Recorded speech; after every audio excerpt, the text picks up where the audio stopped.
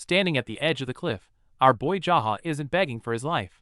Instead, he's lost in nostalgia, remembering his old dream of becoming the god of martial arts. But reality is harsh. Despite all his training, he's cornered. The pursuer, the shining guardian, has zero patience for his backstory and just demands the treasure. Knowing he can't win a fair fight, our boy pulls out the heavenly jade and dangles it over the cliff. A classic psychological move to freeze the enemy in their tracks.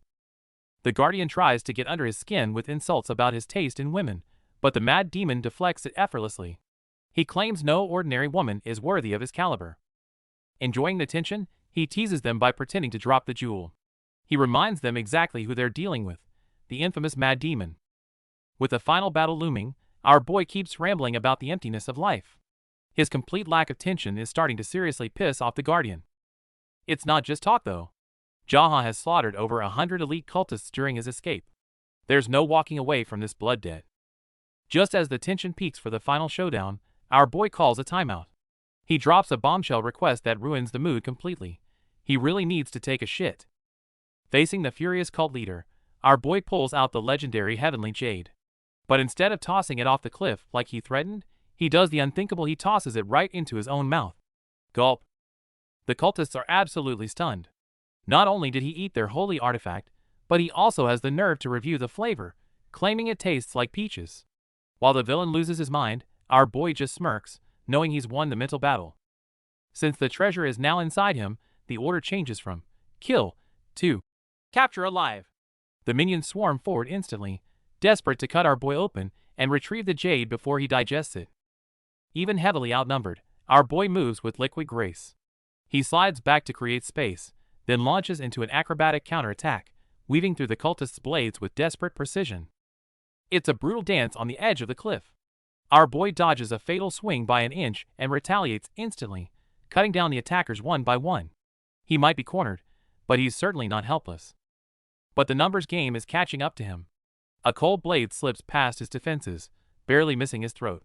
He avoids death, but fresh wounds open up beneath his tattered red robes. Using the treacherous terrain to his advantage, our boy lures the clumsy minions to the crumbling edge.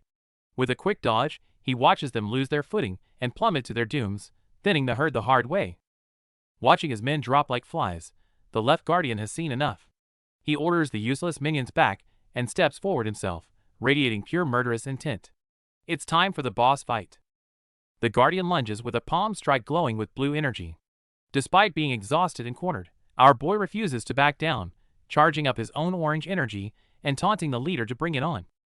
As their powers clash, the impact triggers his old injuries, causing him to cough up a massive amount of blood.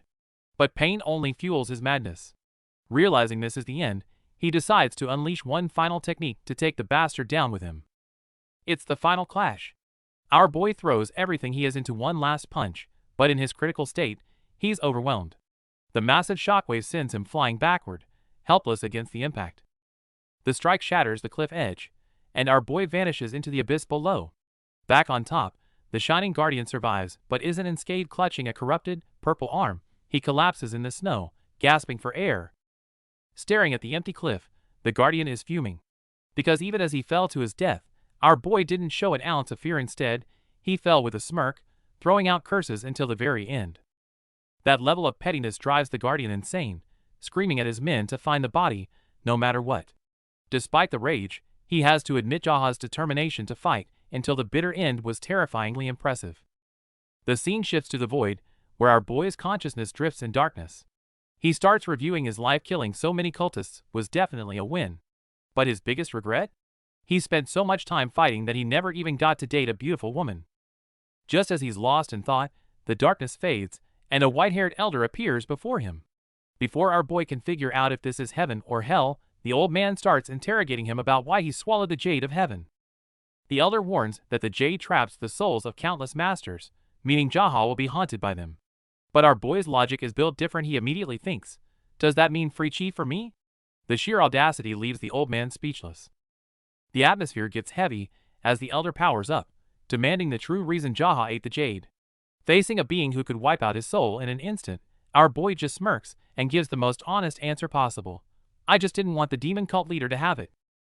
Facing the ancient spirit's interrogation, Our boy gives a reason that's purely visceral. He simply hated the cult leader for treating people like trash.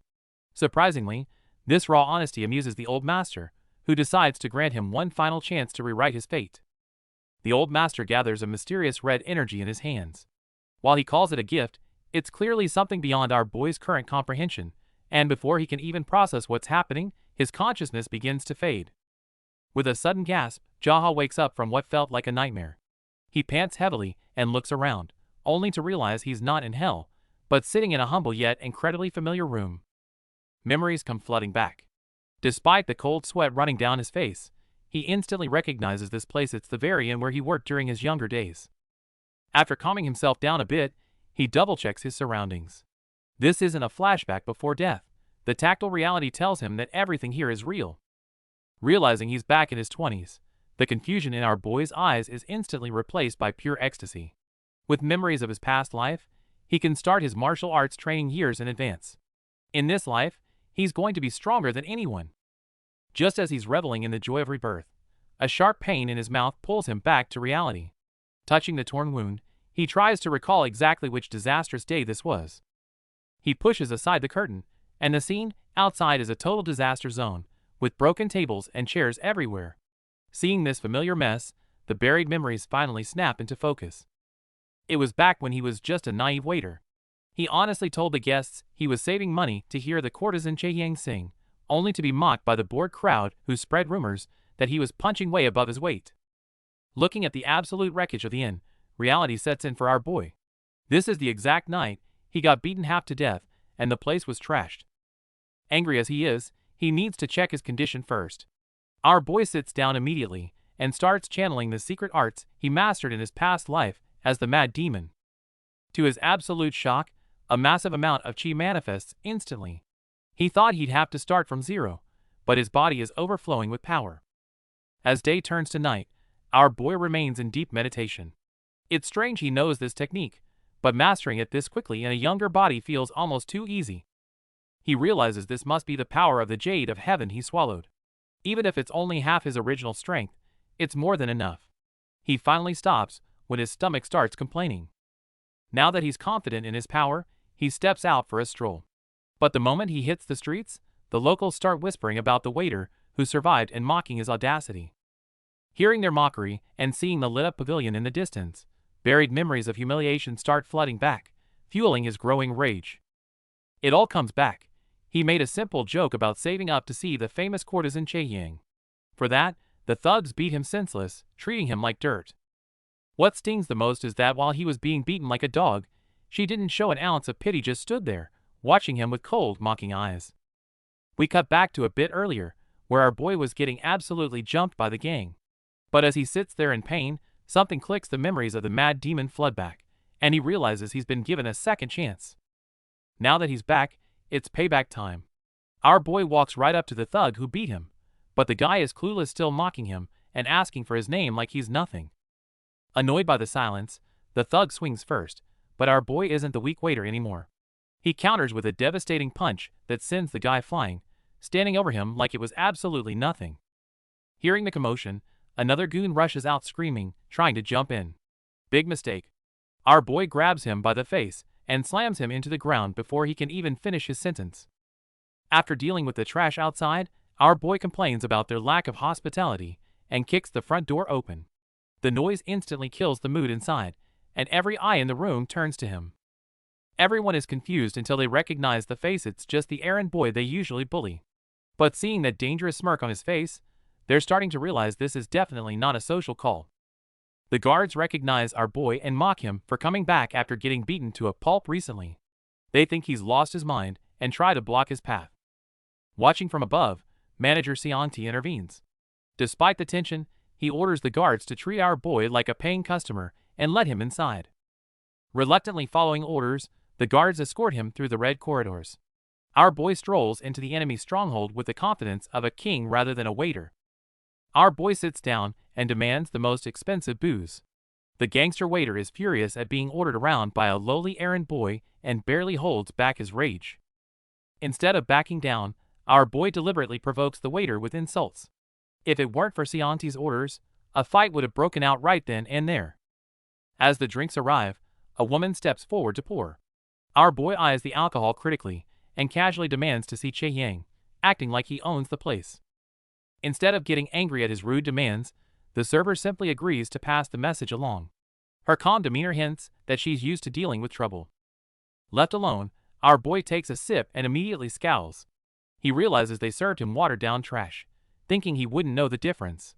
Big mistake. Suddenly, the scarred gangster from before storms in, looking for a fight. Instead of flinching, our boy calmly invites him to sit down for a drink, completely unfazed.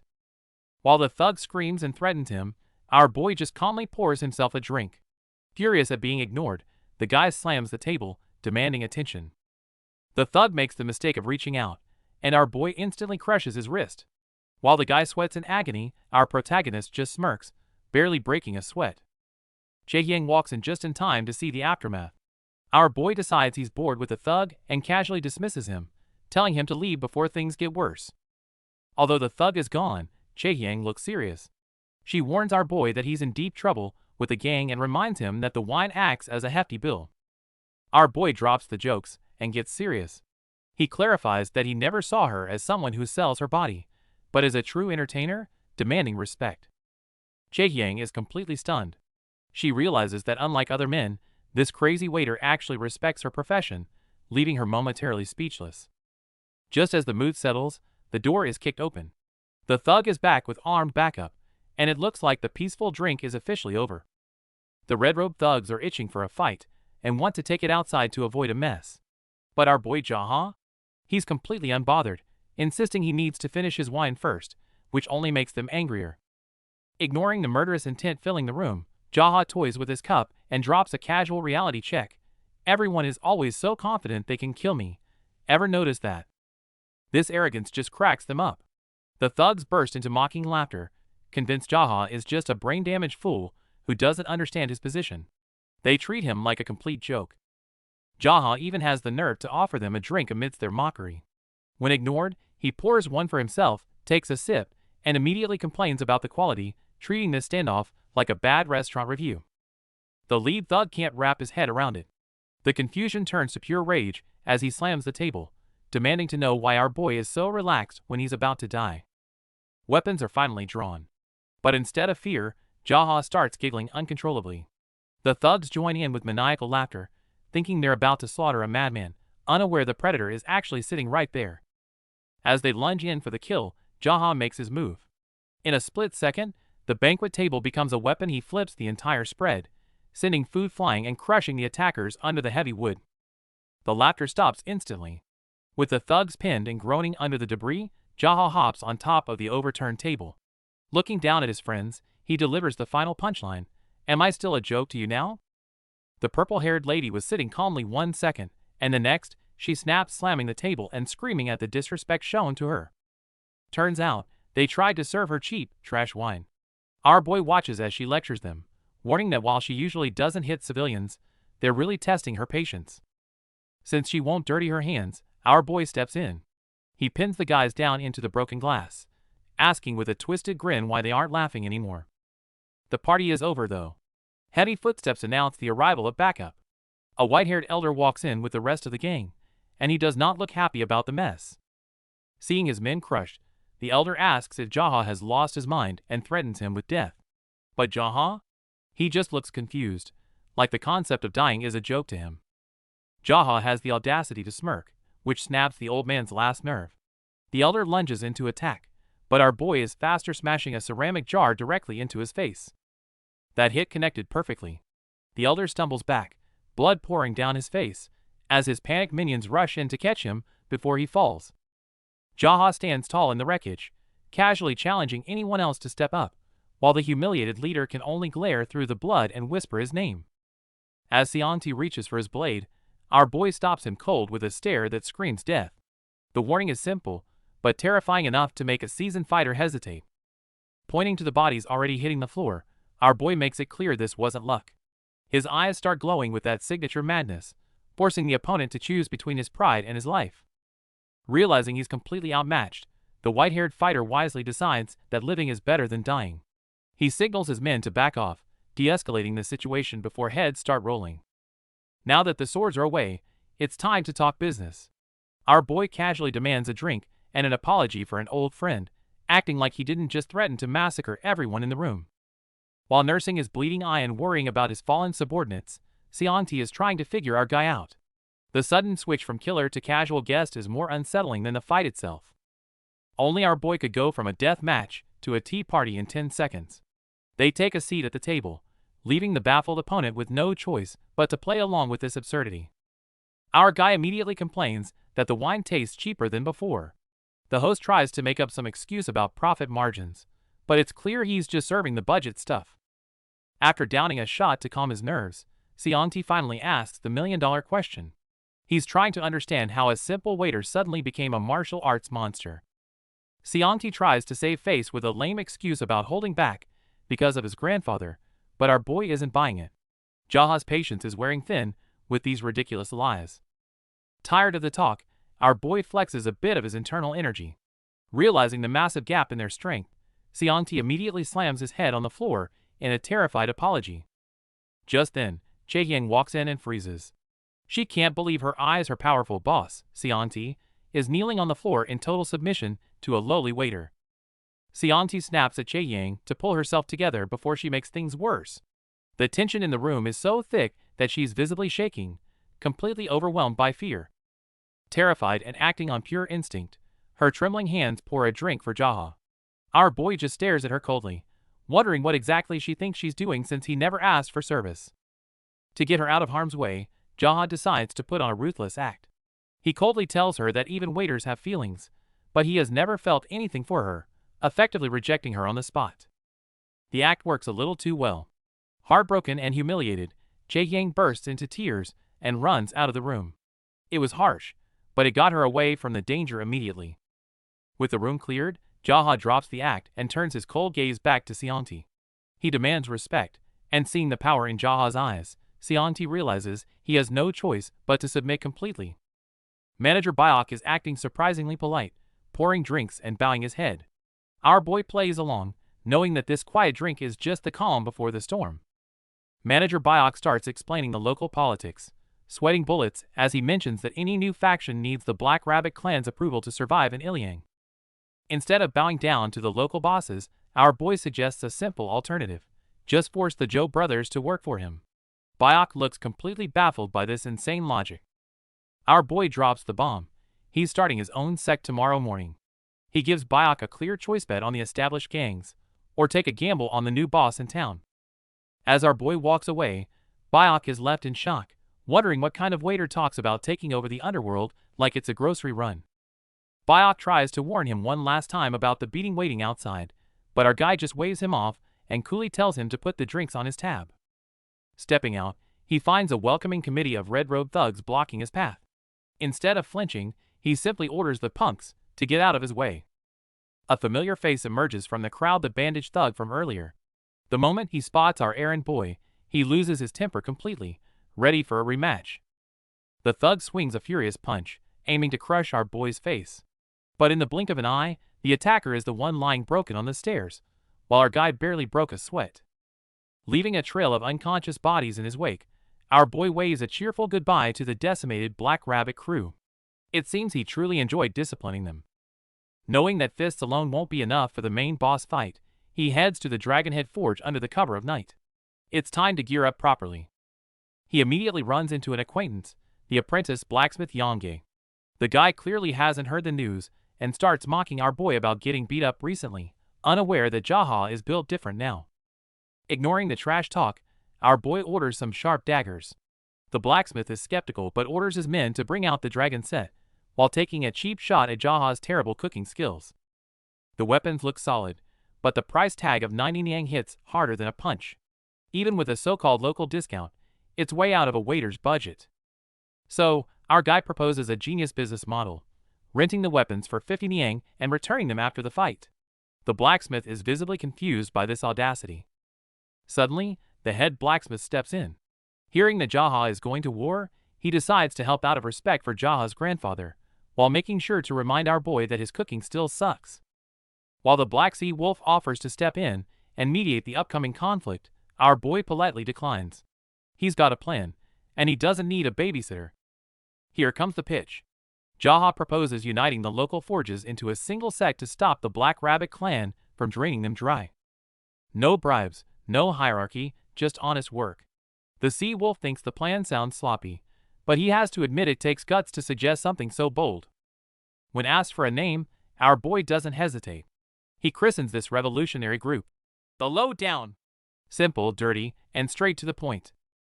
The Sea Wolf finds it hilarious that an errand boy has such big dreams. He makes a deal. Survive the Joe brothers first, and then maybe they can talk business. As night falls, our boy doesn't keep his enemies waiting. A sudden projectile cuts through the air, signaling that he has arrived at the scene. Outside the inn, the goons are busy digging graves presumably for Jaha. Sitting there waiting for him is the second of the Joe brothers. The guy acts tough, calmly inviting Jaha to sit down after digging his grave. He slams his knife into the table, thinking he's the one in charge here. The scene shifts to the Black Rabbit leader, who was actually having a great day. He and his brothers had just secured approval to start a new sect and were feeling pretty good about their future. But then, our errand boy Jaha had to go and ruin everything at the brothel. Still acting high and mighty, the leader demands Jaha give him 3 reasons why he shouldn't be killed immediately. Seeing Jaha laugh in his face, the leader loses his temper and lunges. But our boy is way faster. Before the villain can even process what's happening, Jaha strikes with terrifying speed. The tables turn instantly. Gripping his sword, Jaha throws the question right back at the sweating leader, demanding one good reason why he should let him live instead. Without waiting for an answer, Jaha cheerfully says congratulations and immediately slashes across the leader's face. If he can't speak up fast enough, a little blood might help motivate him. Jaha slams the guy down and demands to know what the hole outside was for. The leader, trembling in pain, tries to claim it was just a threat, but our boy knows a lie when he hears one. To speed things up, Jaha twirls his dagger menacingly while listing the gang's crimes. Between buying and selling people, it's becoming really hard to find a reason to spare this guy's life. Remembering the innocent people these scumbags killed, Jaha's eyes go cold. The leader tries to stammer out a threat about the consequences, but our boy cuts him off before he can finish the sentence. Our boy gave him a chance to talk his way out of it, but since he chose to threaten him instead, the negotiation ended abruptly. One strike is all it took to pin the guy and his ego permanently to the table. While the boss is already cooling down inside, his minions are still diligently digging a grave outside. Our boy has to shout just to get their attention, leaving them completely confused about why their construction work is being interrupted. When asked who he is, our boy casually drops that he's just an errand boy. The contrast between his deadly aura and his job title is so terrifying that these guys rip off their masks in sheer panic. Finding out they're just rookies new to town, our boy decides to be generous. He gives them a simple choice: die right here, or bury their boss's body in that hole and go back home. Realizing they've been spared, the goons are practically begging to leave. Our boy flicks the blood off his blade and tells them to clean up the mess and vanish forever. Before leaving, our boy's chaotic mind jumps to cooking noodles. He asks if they can cook, but seeing their utterly confused faces, he decides to just let them figure out their own lives. Dealing with the grunts outside, our boy heads back inside, only to find the one-eyed strategist waiting for him. Gunpyeong is sharp enough to know that if our boy is walking in, his former boss is definitely dead. Gunpyeong reveals his eye injury was just a fake-out to survive the internal power struggles. Our boy isn't even surprised. In this cutthroat world, playing the cripple is just another valid survival strategy. With the immediate threat gone, the conversation shifts to the remaining brothers of the clan. Our boy's expression turns ice cold. He intends to wipe out the entire corrupt family before they can drain the town dry. Gunpyeong tries to warn our boy about the dangerous Black Sea Wolf, but Jaha has his priorities straight. He just wants some snacks for his booze, leaving Gunpyeong completely baffled. Finding out the inn is broke and foodless, Jaha tosses a couple of coins and orders a feast, casually complaining about the establishment's standards while planning for leftovers. Gunpyeong stands there confused until Jaha yells a name. Turns out, he wasn't talking to Gunpyeong at all. He was barking orders at Seongti outside. Poor Seongti is sprinting through the night, furious that his life as a gangster has been reduced to running errands for a madman. In no time at all, a massive feast is laid out on the table. Seongti's delivery skills are honestly top-notch. As they dig in, our boy casually reminds Gunpyeong that this meal was funded by his past crimes of exploiting women, making sure every bite comes with a side of guilt. That comment kills the mood instantly. Gunpyeong freezes, unable to eat another bite, while Jaha happily gulps down his drink and asks why he stopped. Jaha sighs and gets to the point. He admits he's pissed, but mostly because Gunpyeong is wasting time worrying instead of training to get stronger. The tattooed guy finally snaps. He slams the table, realizing our boy isn't just some crazy waiter, and demands to know who he really is and what he's actually planning. One cold threat from our boy shuts that tantrum down immediately. Realizing he has no choice, the guy Seonti sighs and resigns himself to the task, getting rid of the Black Rabbit clan trash. Strategy time. While Seonti wants to go after the easy targets first, our boy points out the real threat is the missing brother Sampyeong. Seonti assures him he can handle it when the time comes. Seonti starts bragging about his legendary ambush skills and formally introduces himself. Our boy, clearly unimpressed, cuts through the nonsense and demands a simple answer: can you do the job or not? Now comes the hard part. Our boy lays down the new rules. No more scams, treat the workers fairly, and let them leave if they want. Seonti balks, claiming running an ethical brothel is basically impossible. Our boy doesn't care about difficult. He gives Seonti a stark choice: fix the mess or join the dead brothers. Seonti, stressed out by the constant death threats, starts whining about just retiring to the mountains instead. Just as Seonti is about to quit, our boy casually drops the bait. He was planning to give Seonti full control of the businesses. Suddenly, retirement is off the table, and Seonti is back on board. Deal sealed. Our boy downs the rest of his drink and stands up to leave, the conversation effectively over, leaving his new subordinate confused by the sudden exit. Since he needs to infiltrate a high-class establishment, his current rags just won't cut it. Our boy decides to borrow the outfit right off this guy's back, ignoring the poor victim's protests that this is technically robbery. The victim tries to stall by critiquing our boy's fashion sense, claiming the clothes won't work anyway, but our guy isn't interested in a fashion consultation and keeps stripping him down. Clothes really do make the man.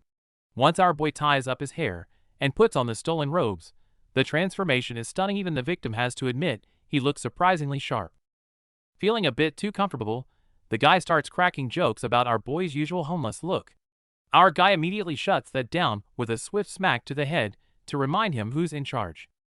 With the disguise complete, our boy heads out. As soon as he's gone, the victim drops the polite act and curses him out. Meanwhile, our boy arrives at the heavily guarded Pear Blossom Pavilion. Approaching the guards, our boy boldly claims to be from the Black Rabbit clan and demands to see their leader. The guards are suspicious of this stranger and start asking too many questions. Instead of explaining himself, our guy delivers a vicious slap across the guard's face. By acting completely arrogant and offended, he tricks them into thinking he's too important to be questioned. The aggressive bluff works perfectly.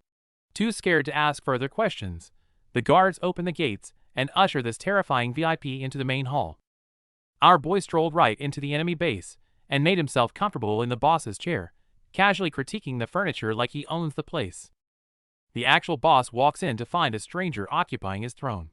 He's more confused than angry, trying to process the sheer audacity of our guy who questions him instead. After a bit of back and forth, realization dawns on him. This isn't just any intruder, it's that lowly waiter from the inn, smiling back at him with zero fear. The guy boasts that his brother went to take care of our boy, but Jaha hits him with a cold reality check. He's only alive because that brother is already dead. Refusing to believe a mere waiter killed his brother, the guy demands answers. Jaha calmly explains that the brother was digging his own grave, so he just helped him fill it. Blinded by rage, the enemy leader lunges forward. But looking at our boy's cold, glowing eyes, it's clear this attack was a massive mistake. It's over in a split second. With a single strike, our boy sends him flying across the room, turning the furious attacker into a heap on the floor. Trembling on the floor, the guy realizes his internal energy is gone. He stares up in horror, finally understanding that this waiter is actually a monster in disguise. Our boy doesn't hesitate. If the opponent isn't going to make a move, he will. With a cold declaration, he lunges forward, closing the distance before the enemy can even react. It's a brutal, one-sided beatdown. Our boy slams him into the ground with enough force to shatter the floorboards, leaving the enemy buried in the debris. While his opponent coughs up blood and struggles to move, our guy stands there looking barely winded. The difference in skill level is just cruel. The beaten thug can't believe it and asks where he learned to fight like that. But our boy has zero patience for questions, grabbing him by the throat to shut him up. What really ticks him off is the hypocrisy. He's disgusted by the logic that a murderous criminal can know martial arts, but a humble errand boy isn't allowed to. Tired of the conversation, our guy delivers one final, decisive slam to the ground, silencing the hypocrite for good. Thunder rumbles outside as the rest of the gang finally arrives. They freeze at the end of the hallway, shocked to find their comrades lying in a pool of blood and debris. Facing the mob, our boy doesn't flinch. He calmly mocks their late arrival, standing amidst the wreckage while the gang members try to process the situation. Our guy warns them to move if they want to live. But instead of attacking, the nervous gang members start whispering, realizing this terrifying warrior looks exactly like the inn's waiter. Instead of denying it, our boy turns around with a cold, confident smirk. He confirms their suspicions perfectly. That's right, I am the errand boy. The goons show up looking for revenge, but one cold glare from our boy, and they instantly crumble. They haven't even drawn their weapons, and they're already terrified. When they stammer out a question about why he killed their boss, our boy answers so casually it's unsettling. It's clear that to him, their leader was nothing more than a pest. Leaving the goons trembling, our boy heads back inside, only to be stopped by a shocked Seonti. He can't wrap his head around how someone could kill a gang leader without getting a single drop of blood on their clothes. Instead of explaining his techniques, our boy just tells Seonti to clean up the mess and walks away. Poor Seonti is left fuming, realizing he's effectively been demoted to a janitor. Finally alone, our boy settles into train. His current body might be weak, but with the memories of his past life, he's progressing at a speed that defies common sense. Days and nights blur together. While the outside world is buzzing with rumors about the killer waiter, the man himself remains in total isolation, focused solely on his cultivation. The hard work pays off. He breaks through his limits, and the manifesting energy in his palm confirms he's reached the fiery foul stage much faster than expected.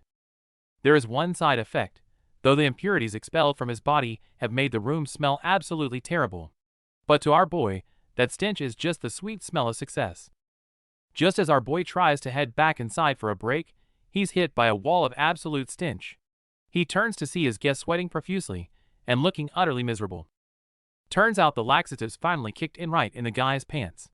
Our boy nearly passes out from the smell, screaming at him to take his business outside immediately.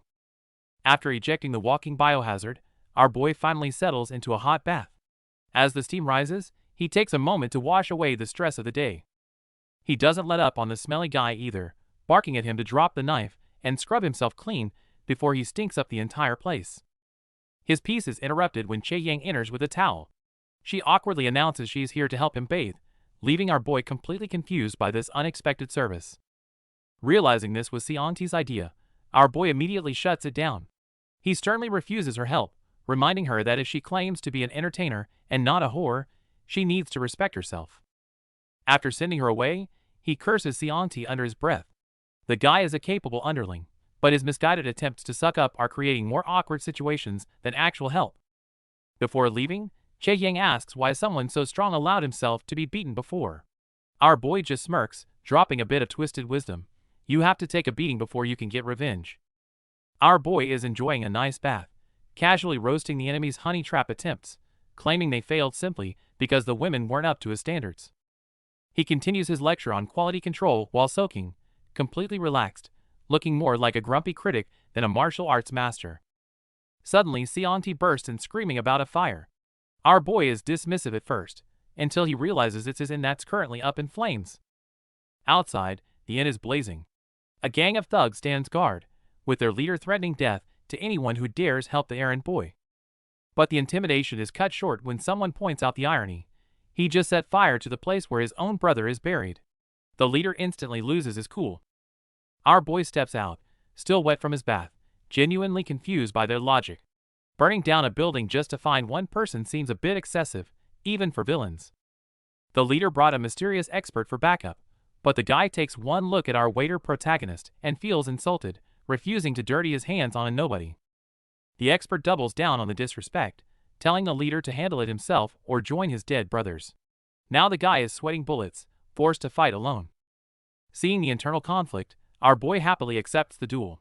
He lays down the terms, one-on-one, and the loser burns to death with the inn. The leader, Jiziak, isn't in a rush to help. Instead, he decides to play spectator, curious to see if this bold, errand boy actually has the skills to back up his attitude. His opponent is furious, unable to understand how his brother's lost to a mere waiter. He's cursing up a storm, but seeing the calm look in our boy's eyes, he's starting to realize he might be out of his league. Our boy doesn't even bother drawing a weapon, delivering the ultimate insult. I won't need a sword against someone like you. That level of disrespect hits harder than a punch. Enraged, the guy swings his blade. But our boy counters instantly, meeting the attack with a devastating punch. One clean hit, and the loudmouth is sent flying across the battlefield. Looking down at his defeated opponent, our boy adds insult to injury with a casual shrug. Down already? I wasn't even using my full strength. The guy tries for one last desperate strike, but it's hopeless. To our boy, he's moving in slow motion. Before he can even land a hit, a cold blade is already pressed against his throat. Go join your brothers. With that whisper, our boy finishes the job. A clean slash ends the fight instantly, ridding the town of this nuisance for good. As the body hits the ground, the watching gang members are stunned into silence. Who could have guessed the humble and waiter was actually a ruthless killer in disguise? Watching his subordinate fall, Jiziak stays surprisingly calm, offering a quick compliment before trying to leave. But our boy isn't letting him walk away that easily. Where do you think you're going? Halt. This Black Sea Wolf lackey clearly feels disrespected. Without realizing how out of his depth he is, he draws his blade, ready to teach our boy a lesson. But our boy isn't here to chat. Before the guy can even finish his sentence, Jaha launches himself forward, that signature crazy look in his eyes.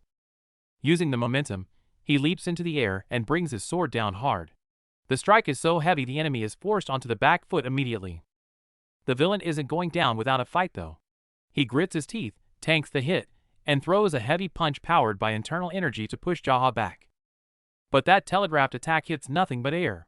With a flash of his red eyes, Jaha moves with unnatural speed, blurring right past the guy's defense. It's over in a split second. Before the enemy even realizes what happened, a fatal slash bursts through him. Blood sprays, and just like that, another villain hits the dirt. The fight is over, but the fire is raging. Jaha stands amidst the flames and smoke, sword in hand over the fallen body, looking absolutely terrifying to the onlookers. The crowd is frozen in shock. This eye patch guy can't believe his eyes watching a powerful gang leader get taken out so easily has him sweating bullets. While everyone is still trying to process who this monster is, Jaha turns his cold gaze toward the rest of the gang members standing nearby. Jaha corners the arsonists amidst the flames, calmly demanding to know why they burned his house. While they beg for mercy, his sheer presence is enough to make them regret everything.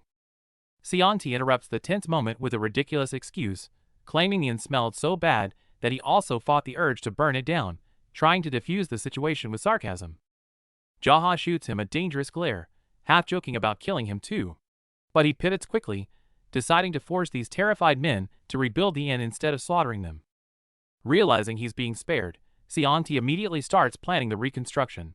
If they're going to rebuild, they might as well expand, designing a two-story structure with a fortified perimeter. Seonti sees right through Jaha's plan. This isn't just a hotel, it's a martial arts training hall disguised as an inn. He agrees to build the Jaha in training hall. Looking out over the ruins, Seonti worries about retaliation from the Black Rabbit clan. Jaha, however, dismisses the threat entirely, confident he can crush them if they try anything. Jaha officially names their new alliance the Lowdown. He claims it's just for making a living, but he's secretly recreating the legendary organization from his past life. Accepting the new hierarchy, Seonti asks if he should address Jaha as master now. Our boy responds casually, leaving the choice up to him. The banter fades as Seonti gets serious. He realizes this isn't the Jaha he used to know and finally asks the question haunting him. Why did Jaha spare his life back then? Our boy is deep in meditation, desperately attempting to build up his chi. He knows every drop counts if he wants to survive this time around, channeling his past life's techniques into his current, weaker body. But there's no time to rest. Seonti interrupts with bad news. The Black Rabbit clan has arrived to ask questions about the thugs our boy killed earlier. Jaha opens his eyes, revealing a glimmer of red. He's not panicked. In fact, he looks ready to face whatever trouble is waiting for him outside. As they walk to the meeting room, Seonti is sweating bullets, rambling about how dangerous these guys are.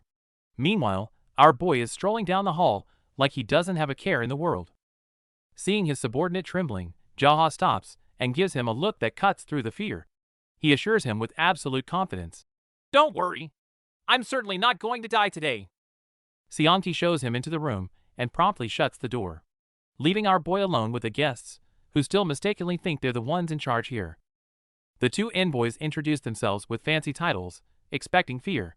Instead, they get annoyed when our guy just sits down casually, looking at them like they're boring him. Jaha admits to the killings instantly.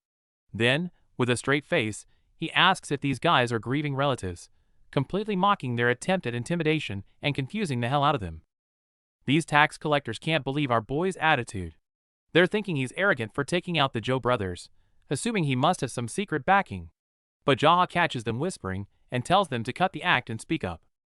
They try to intimidate him by dropping the Black Rabbit clan's name, warning him of the consequences. Instead of being scared, our boy just gives them a knowing smirk, cutting right through their threats to ask if they're just fishing for a bribe. Deciding to switch gears, Jaha calls out for Miss Sun. He loudly orders her to bring out the cheapest, nastiest dukong wine they have, treating these esteemed guests to the bottom of the barrel. Miss Sun's expression says it all.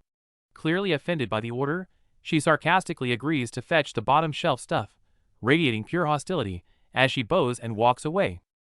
The collectors try to steer the conversation back to business, refusing the drink. That's the last straw for our boy. He slams the table, his friendly demeanor vanishing instantly as he asks if they're trying to pick a fight. The sudden outburst leaves the men sweating and terrified. Jaha leans in, his eyes glowing with dangerous intent, and asks the only question that matters. Do they think their precious clan can save them right now? He lets the reality sink in. He's already killed their predecessors, so he clearly doesn't fear the consequences. The collectors realize they are trapped in a room with a maniac, and their distant backup is useless. Just as the tension reaches its peak, heavy footsteps approach the room. Jaha casually remarks that it sounds like someone is coming to fight to the death, adding one final layer of terror for his guests. Meanwhile, these guys are actually celebrating the death of the Joe brothers. They think this chaos is their golden ticket to getting good with the Black Rabbit clan, laughing it up without realizing they're next on the chopping block. Back with our boy, Seonti, in red, is confused about why Jaha let the witnesses go. Jaha explains the 4D chess. Killing them would trigger an immediate war with the Black Rabbit clan, and he's not trying to draw out the leader of the 12 heavenly generals just yet. Jaha immediately pivots to business, collect the loot and start managing the finances. He promotes Seonti to manager of the load down on the spot, but adds a friendly disclaimer: embezzle funds, and you get the death penalty. Because, frankly, he is the law. Jaha strolls off looking pleased with his new HR policies, leaving Seonti sweating bullets. He realizes his promotion just means a much harder life working for a total lunatic. Shit, indeed. After dealing with his subordinates, Jaha heads to the Chunyang restaurant for a meal. The staff doesn't seem surprised to see him, casually offering him a hearty bowl as if he didn't just massacre a local gang. As he eats, the conversation turns to the elephant in the room. Everyone's worried that killing the Joe brothers will bring hell down on the town. But Jaha is calm. He calculates that since he started this mess, the Black Rabbit clan will focus their rage solely on him. Inside the peaceful inn, Gunpyeong still finds it hard to believe that this petty waiter, currently trying to scam a free lunch, is the same monster who wiped out the Joe brothers. As Seonti serves the noodles, the topic shifts to the low-down sect. When Seonti claims he never joined, our boy casually informs him that everyone he knows is already a member whether they like it or not. The peaceful meal is interrupted by a cold voice from the courtyard. A mysterious figure stands in the pouring rain, calling our boy out by name. Instead of rushing into battle, our boy complains about his back hurting in the rain. But with everyone watching, he finally sighs and grabs his sword to deal with the nuisance. Stepping into the heavy downpour, the tension is palpable. The stranger demands to know if Jaha killed Jiziak Nung. Our boy plays dumb for a second before casually admitting he remembers the guy. The assassin introduces himself as CNUY. The name instantly triggers our boy's past life memories. He killed this guy in his previous timeline, and seeing this younger version confirms trouble is brewing. When asked for a motive, Jaha gives a simple, honest answer: he burned down my house. The assassin finds it a valid reason, but one that Jaha will have to pay for with his life. The jokes stop here. With his eyes glowing red, our boy drops the clown act and stares down the assassin, making it clear that he won't be giving up a single hair on his head. The talk is over. Under the cover of thunder, the enemy launches a surprise attack. Our boy plants his feet in the mud and blocks the heavy strike, sparking the beginning of a bloody duel in the rain. In the pouring rain, the bald enemy attacks fiercely, but his eyes betray his true intent. He's waiting for his partner to ambush. Our boy sees right through it, stomping the ground to signal he's ready for whatever dirty trick comes next. Suddenly, a one-eyed guy in a red robe charges in, screaming our boy's name. But the rain has other plans. He immediately slips on the wet pavement, ruining what could have been a cool entrance. While effortlessly parrying the bald guy's attacks, our boy casually warns the newcomer, "Watch out, there's another one." Right on cue, the hidden assassin strikes, shocking the one-eyed guy. The one-eyed guy is shaken, but our boy just smirks. The enemies finally realize the terrifying truth. Jaha knew about the ambush from the very start and was just playing along. Now that the cards are on the table, the one-eyed guy decides to jump in. Yelling about making this a fair 2-on-2 fight, he targets the bald enemy, swearing to split his head open first. He talked a big game, but reality hits hard. The bald enemy counters with a heavy swing, and the one-eyed guy gets swatted down instantly, crashing onto the wet pavement in total embarrassment. Our boy stares down at his teammate playing dead in the mud and isn't buying it for a second. He tells him to cut the terrible acting and get up already. They stand up, shaking off the water and mud. His partner is still trying to justify the failed plan, insisting they would have fooled everyone if it wasn't for the rain. The bald villain is furious that they're completely ignoring him. To make matters worse, our boy starts roasting him, loudly wondering if his head gets cold in the rain without hair. That insult is the last straw. The villain snaps and lunges with a scream, but our guy's teammate is ready and blocks the angry strike just in time. Sparks fly as blades clash in the pouring rain. Despite the slippery ground, they hold their own against the enraged attacker with sharp movements. Amidst the chaos, our boy pauses. He realizes this is the first time since his rebirth that he's felt this kind of rush. He starts grinning maniacally, which totally freaks out the enemy. Embracing the thrill, he tightens his grip on the sword.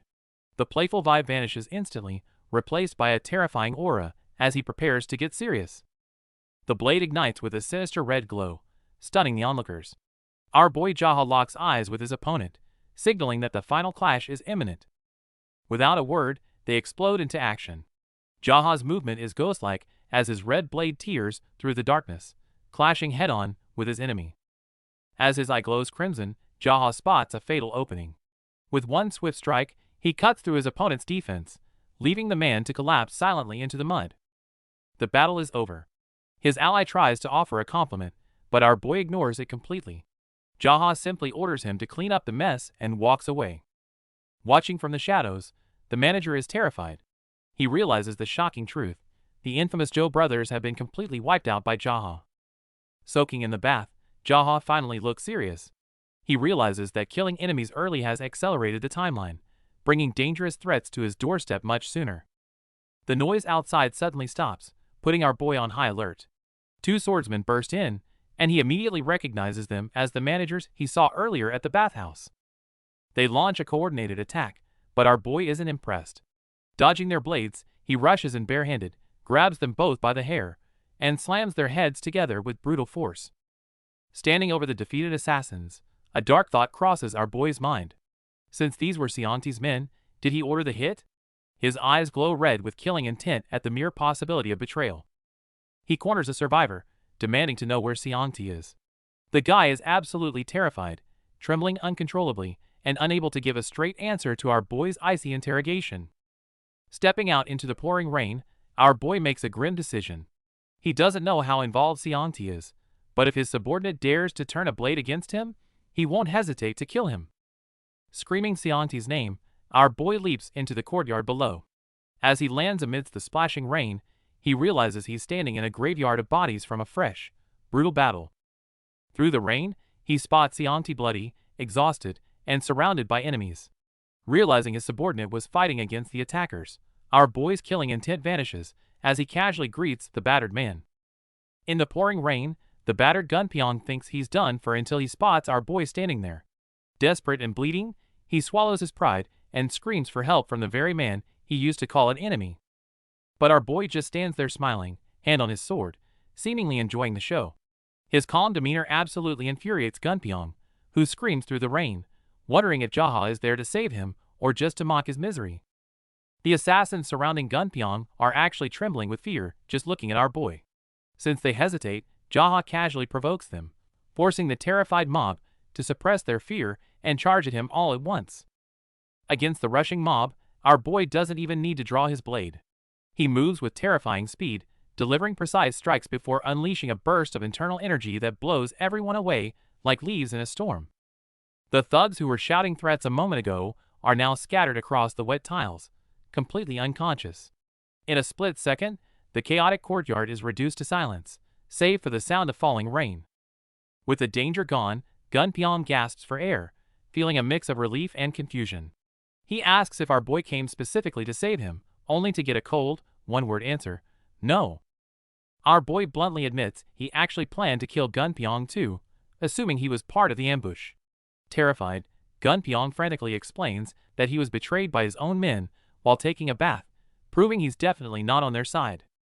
Seeing Gunpyeong's pathetic state, our boy accepts the logic. Nobody gets beaten this badly just for an act. Looking at the bodies of these ordinary men, Jaha's smile fades as he briefly reflects on the endless cycle of violence. It's a grim, rainy night. Someone made the mistake of messing with the inn's errand boy. To set the tone, our boy personally handles the cleanup, warning his subordinate that they need to make a statement so terrifying that no one dares cross them again. Leaving the carnage behind, our boy casually walks away, complaining, "Ugh, I already took a bath today." For him, the bloodbath is just an inconvenience to his hygiene routine. Fast forward 1 month. Construction is underway, and while our boy has been training, he's noticing that the renovation progress is dragging slower than he'd like. Impatient with the pace, our boy demands answers. The manager explains that simply adding more bodies won't help with a project of this scale, but reveals he's hired a new expert to lead the construction. Right on cue, the new architectural head, Jae-Yun, arrives. Just by his confident stride and aura, you can tell this guy knows his craft. Hearing the name, our boy's eyes light up. He recognizes Jae-Yun from his past life, a legendary craftsman famous in the underworld. He can't believe his luck. After introductions, the architect reveals his motivation: tax exemptions and promotions promised by the higher-ups. He vows to transform this place into something magnificent. But to get the job done quickly, the architect asks for a favor. He wants to set up temporary barracks nearby, hinting that the workers need some specific motivation. Our boy gets it immediately and flashes that signature creepy smile. He orders Seongti to round up the girls from the local entertainment houses every night to keep the workers happy and motivated. Our boy is checking in with the blacksmith master to smooth things over regarding his new recruits. The master seems more than happy to let his workers join our guy's cause, thinking it's a great opportunity for them. To show his support, the master offers to craft a special weapon for our boy as a gift. Jaha's eyes light up immediately. He was just thinking about getting some new gear. However, Jaha has specific tastes. When the master admits he can't make a legendary sword, our boy gets intensely serious, explaining that he doesn't need something fancy or sharp, but purely functional. He describes exactly what he wants. No sharp edges, regardless of weight, it just needs to be indestructible. The blacksmith finally realizes that our boy is basically asking for an unbreaking metal club to beat people with. Deal sealed. Our boy walks away in a great mood, probably already fantasizing about testing out his new persuasion stick on some unlucky enemies. His good mood doesn't last long though. On his way back, 2 serious-looking guys block his path. They definitely look like trouble as they step up and ask for his name. Recognizing a trap, our boy pulls his classic move.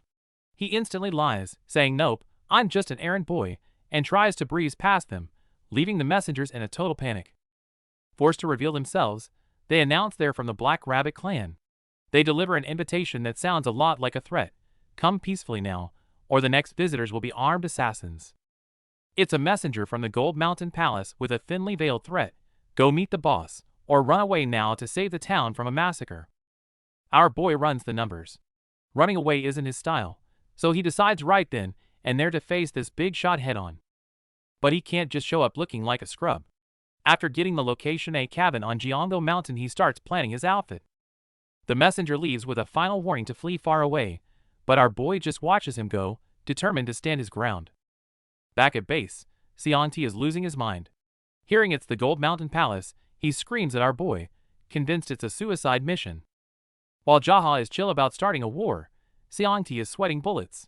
He imagines Jaha getting pulverized but still offers to tag along, barely. Our boy asks if he's serious about coming, and Seongti instantly folds, admitting he absolutely does not want to die today. Telling him to stay put and recover, our boy turns to leave. But Seongti stops him, offering his own favorite red robe, so the boss looks the part. Our boy is preparing for a fight, but his biggest concern seems to be his outfit getting ruined. With a creepy smile, he brushes off the danger, making it clear he's ready to tear the place apart. After sending his injured ally back to recover, our guy turns to face the enemy territory alone. If he's going to pay them a visit, he might as well do it in style. Over at the Gold Mountain Palace Gate, the lookout is getting impatient. He honestly thought our boy was just a cowardly errand boy who would have fled the country by now. But just as the guard is muttering to himself, footsteps approach. Not only did our guy not run, but he's also walking right up to the front door with zero hesitation. The guard mocks our boy for being greedy enough to show up after killing the Joe brothers, but he steps aside. The chief is waiting inside, and he's not known for his patience. Inside the camp, the atmosphere is heavy. Chief Solingban is sitting by the fire, looking imposing, while the guard sarcastically introduces our boy as Master Jaha. The sarcasm in the guard's voice is thick enough to cut with a knife. He steps back with a smirk, clearly expecting our boy to get crushed by the chief. The chief finally speaks, staring our boy down. He starts lecturing him about taking over the brothels, his tone dripping with arrogance and disdain. But while the chief is busy trying to be intimidating, our guy just ignores him completely.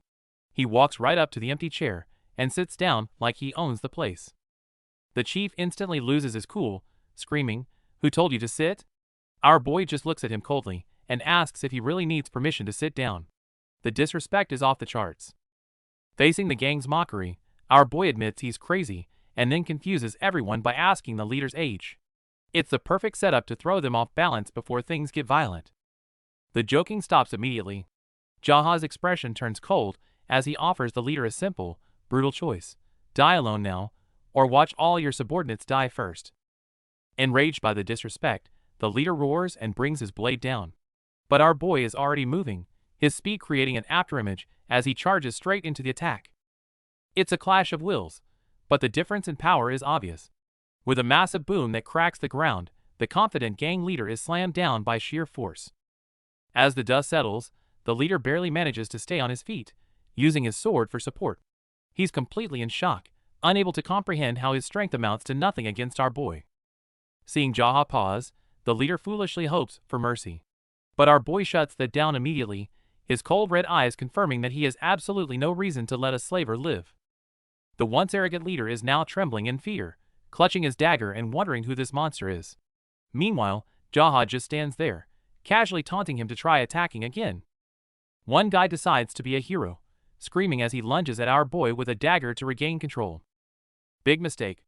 Jaha unleashes a wave of red energy, blasting the attacker away effortlessly, and staring down the rest with cold, glowing eyes.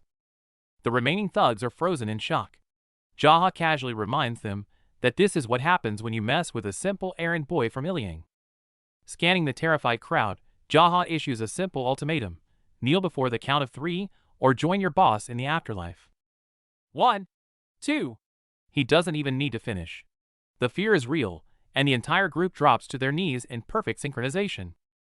Jaha accepts their submission, his mind drifting back. Compared to the hellish obsession and starvation he endured in his past life to gain power, these guys are nothing. The thugs think they're safe and ask for mercy. But our boy hits them with a cruel technicality. He promised death to those standing, not life to those kneeling. Staring down death, the thugs are panicking. Their leader tries a desperate gamble, threatening to fight to the death if our boy doesn't let them go. When threats fail, he tries lying, claiming to be a secret inspector named Sima Bai. Bad move. Our boy remembers history, and knows the real Sima Bai died years ago for corruption. Caught in a lie, the guy freezes. But surprisingly, our boy is impressed. He gives the thug credit for being smart enough to stop his men from attacking earlier, and decides to spare him. But what about the rest of the gang? To prevent anyone from snitching to headquarters, the brown-haired leader realizes he needs to make sure everyone is equally complicit. When our boy questions their loyalty, the guy explains the harsh reality: the Black Rabbit clan executes cowards. Since they watched their boss die without fighting, reporting it would be a death sentence. Fear of their own organization makes for a solid alliance. Seeing that they're more afraid of the clan than of him, our boy signals for them to continue with their plan. Desperation fuels genius. The thug comes up with a plan so fast our boy sarcastically compares him to a legendary strategist. The big idea? Embezzlement. If they steal the branch's money together and run, they all become accomplices. No one can snitch without implicating themselves. Our boy smiles, clearly amused by their survival instincts. Shifting gears, our boy is sorting through his new subordinates. He asks for anyone named Seema, and when one terrified guy speaks up, Jaha drops some nonsense wisdom about how the name is traditionally perfect for a soldier. The poor guy is completely confused, having no idea why his name matters. He just kneels there trembling, while our boy clearly doesn't have a real reason and is just messing with them for fun. By nightfall, wagons are lined up outside. It turns out our boy didn't just recruit men, he emptied the Black Rabbit Union's secret vault. Manager Byok watches the operation, nervous but complying with the embezzlement plan. After setting the rules, our boy warns Manager Byok not to cause trouble in Ilyang. When Byok asks about their organization's name, he freezes in disbelief upon hearing the low-down sect, wondering if he heard that right. Seeing Byok's awkward polite confusion, our boy admits he just cobbled the name together. His logic is unique. If they are the low-down sect, it means no one is lower than them in society, making them technically unrivaled. Just then, Seonti rushes in, looking frantic. When he realizes all this cash was stolen directly from the Black Rabbit Union's chief, he loses it, knowing our boy has just turned a dangerous situation into a death sentence. Facing Seonti's breakdown, our boy simply shrugs and says he took it because he wanted to. While Jaha claims it's fine since he's good at fighting, Seonti facepalms, realizing his boss is an unhinged thief with zero survival instincts. Our boy is having a strategy meeting with his inner demon regarding the Black Rabbit clan. The crazy side suggests a simple solution: just capture their leader, torture him, or better yet, kill him outright. Even though it sounds extreme, our boy realizes it actually makes a lot of sense. With the plan set, he orders all the executives of the low-down sect to gather in front of the inn immediately. Following the order, key members like Duksu, the blacksmith, and the Red Monkey gather around the campfire. Seeing their leader summon them late at night, everyone expects a major announcement. Our boy doesn't waste time and lays down the first core rule of the low-down sect. From now on, if any trouble arises, he takes full responsibility. Everyone is instructed to blame everything on their master. He even emphasizes that if enemies come looking for the leader, they shouldn't try to be loyal heroes. They must sell him out immediately and point the enemies exactly to where he is. The crew is confused by this self-sacrificing rule, so our boy explains his logic. Since he has zero talent for cooking noodles, he decided to master martial arts instead. The subordinates are just relieved he finally admitted his cooking is terrible. Hearing everyone whisper about how awful his food really was, calling it the absolute worst, our boy gets a bit embarrassed and quickly forces the conversation back to business. Jokes aside, he's actually trying to draw a line. He reminds them that the innkeeper and blacksmith are civilians and businessmen who shouldn't be dragged into bloody martial arts battles. While this rule applies to most of the crew, our boy looks at his own hands with a steely gaze. In this chaotic world, he is the only exception. Facing his newly assembled crew, our boy solemnly announced the grand mission of the low-down sect. It wasn't just about fighting the Black Rabbit clan, it was about protecting the weak and downtrodden in this chaotic world. The crew was baffled, asking if he really meant taking on the established powers of both the light and dark factions. Our guy didn't hesitate. If someone hurts the innocent, he will take them down, regardless of their affiliation. These words triggered memories of his past life as the Mad Demon. Back then, he slaughtered his way through both the demonic cult and the martial arts league, only to be branded a lunatic because he lacked a righteous cause. It was a time full of misunderstandings. The world only saw his madness, blaming him for crimes he didn't commit. He didn't bother explaining himself back then, training alone to kill the cult leader while running from the so-called righteous sects. But things are different this time. As the leader of the low-down, our boy decided he needs a legitimate cause. From now on, every fight will be for justice and the weak, giving his actions a proper purpose. One of the more rational subordinates raised a hand to interrupt the passionate speech. Boss, to take on the entire martial arts world, wouldn't you need to be incredibly powerful first? Otherwise, this is just talk. Our boy replied with a straight face, as long as I'm unrivaled, there's no problem. Hearing this circular logic, the subordinate essentially rolled his eyes, clearly thinking their leader was full of it. However, there are always hype men in the group. The other two loyal followers immediately pledged their full support for his grand ambition, though their blind faith only made the situation more surreal. When questioned about how hard it is to become unrivaled even for geniuses who train from birth, our guy just calmly pointed at himself and dropped the ultimate explanation, sent by the heavens. That's me. The team was left speechless by this sudden burst of narcissism.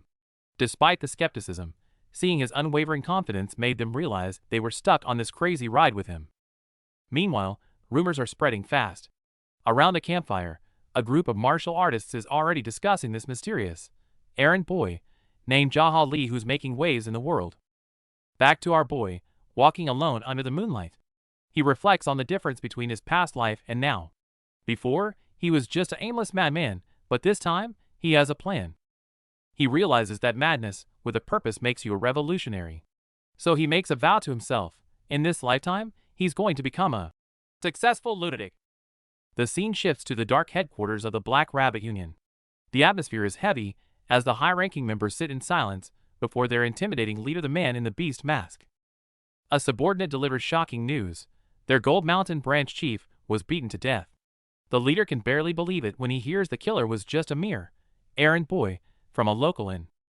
Dismissing the idea of a high-level trap, the leader decides this is just some reckless amateur. He coldly orders his men to retrieve the stolen money and eliminate the errand boy immediately. To ensure the job gets done, the leader calls upon Gunpyeong So, the chief of the Gold Dragon Palace. Gunpyeong stands up, looking calm and ready for orders. The leader asks how he compares to the dead chief. Gunpyeong keeps it humble on the outside, but internally, he knows he could have crushed that guy in the time it takes to drink tea. Little does he know what he's walking into. Back at the Black Rabbit clan, the masked leader gives Gunpyeong a ridiculous order. Go take out that errand boy, all by himself, with no backup. It's a suicide mission with a clear ultimatum. Succeed or take your own life. Gunpyeong realizes he's being thrown to the wolves as a sacrificial pawn. With no other choice, Gunpyeong arrives at the inn. Our boy Jaha, fully committed to his waiter role, greets him with a smile and a steaming bowl of noodles. Watching the customer eat, Jaha's gaze sharpens. He instantly sizes up the man's skills and figures out that this is no ordinary guest. After finishing his meal, Gunpyeong finally asks about his target, completely unaware that the Yahello he's looking for is standing right in front of him. Our boy decides to play along, smoothly lying that Jaha caused trouble and fled town, hiding a mocking smirk behind his innocent waiter mask. Hearing his target is gone, Gunpyeong falls into despair, thinking he's doomed. Suddenly, the submissive waiter drops the act and his tone turns ice cold. Gunpyeong So of the Black Rabbit clan. Jaha calls him out by name. Gunpyeong freezes in shock, terrified that a mere waiter knows his secret identity. Instead of answering the enemy's question directly, our boy starts playing dumb, pretending to ponder the deep philosophical mystery of his own identity. You have to give it to this guy. Even with the killing intent filling the room, he calmly finishes his noodles. Our boy actually thinks he might be crazy. After finishing the meal, the enemy actually asks for the bill. The terrified shopkeeper tries to waive it, but this guy insists on paying for what he ate. After complimenting the food, he decides not to wreck the shop. He calls our boy out, suggesting they take this fight somewhere with more space. Since a fight is starting, our boy needs a weapon. He asks the shopkeeper for something to use and ends up grabbing a kitchen knife from the counter. Looking at the ordinary kitchen knife, our boy sniffs it and realizes the lingering smell of garlic is actually a perfect bonus for inflicting mental damage. Our boy solemnly threatens that garlic in an open wound stings like crazy. The enemy stares in disbelief, struggling to accept that this weird waiter is a master killer. Noticing the enemy came alone, our boy starts his psychological warfare. He points out the obvious truth. His leader likely sent him here on a suicide mission. The villain can't stop running his mouth, calling Jaha a mere errand boy. But our boy just stands his ground and smirks, reminding the guy that he's nothing but a third-rate gangster.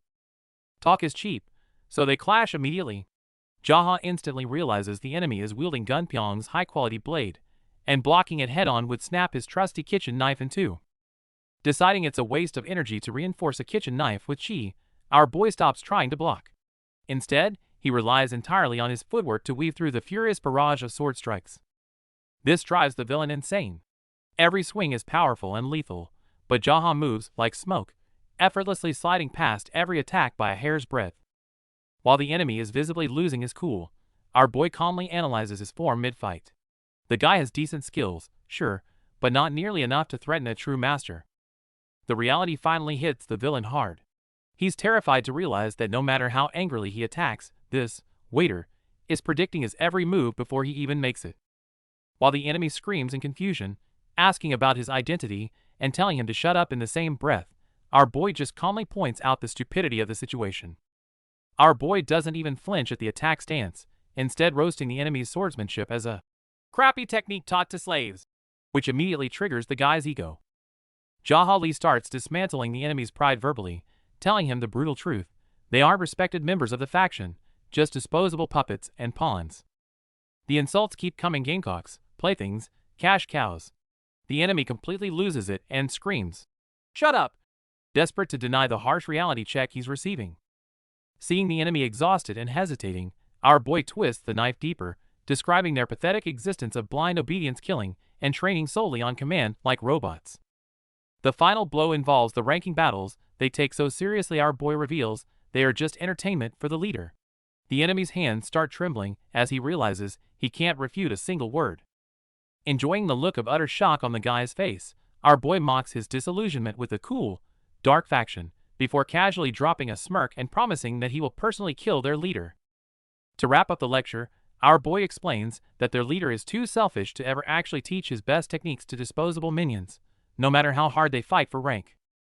The opponent mocks our boy, claiming his followers are just suck-ups, but Jaha just smirks, telling him that a good beating is exactly what he needs to come to his senses. Words turn into action as blades clash. The opponent unleashes a flashy fire technique aimed straight at our boy, but Jaha faces the flames without flinching. Even as he shouts his move name, "Taste of Fire," the guy is internally panicking. He realizes he's outmatched but forces himself to keep fighting to save face. The fight intensifies as the opponent unleashes a desperate flurry of attacks. Our boy weaves through the chaos with ease, calmly waiting for the perfect moment to strike. Since normal attacks aren't working, the opponent goes into full demolition mode, smashing the ground with every strike. Our boy wisely slides back to avoid the massive shockwaves. Just when the guy thinks brute force is working, our boy finds an opening. With a precise counter, he slams the opponent into the ground, ending the flashy display instantly. Standing over his fallen foe, the spectator watches in awe, thinking he's witnessing a noble battle between true masters. But reality is a bit different. Our boy is just ruthlessly stomping on the guy while he's down. Yep, this is a master's battle, Jaha style. Gunpyeong wakes up in a cold sweat, only to realize he's in a nightmare scenario.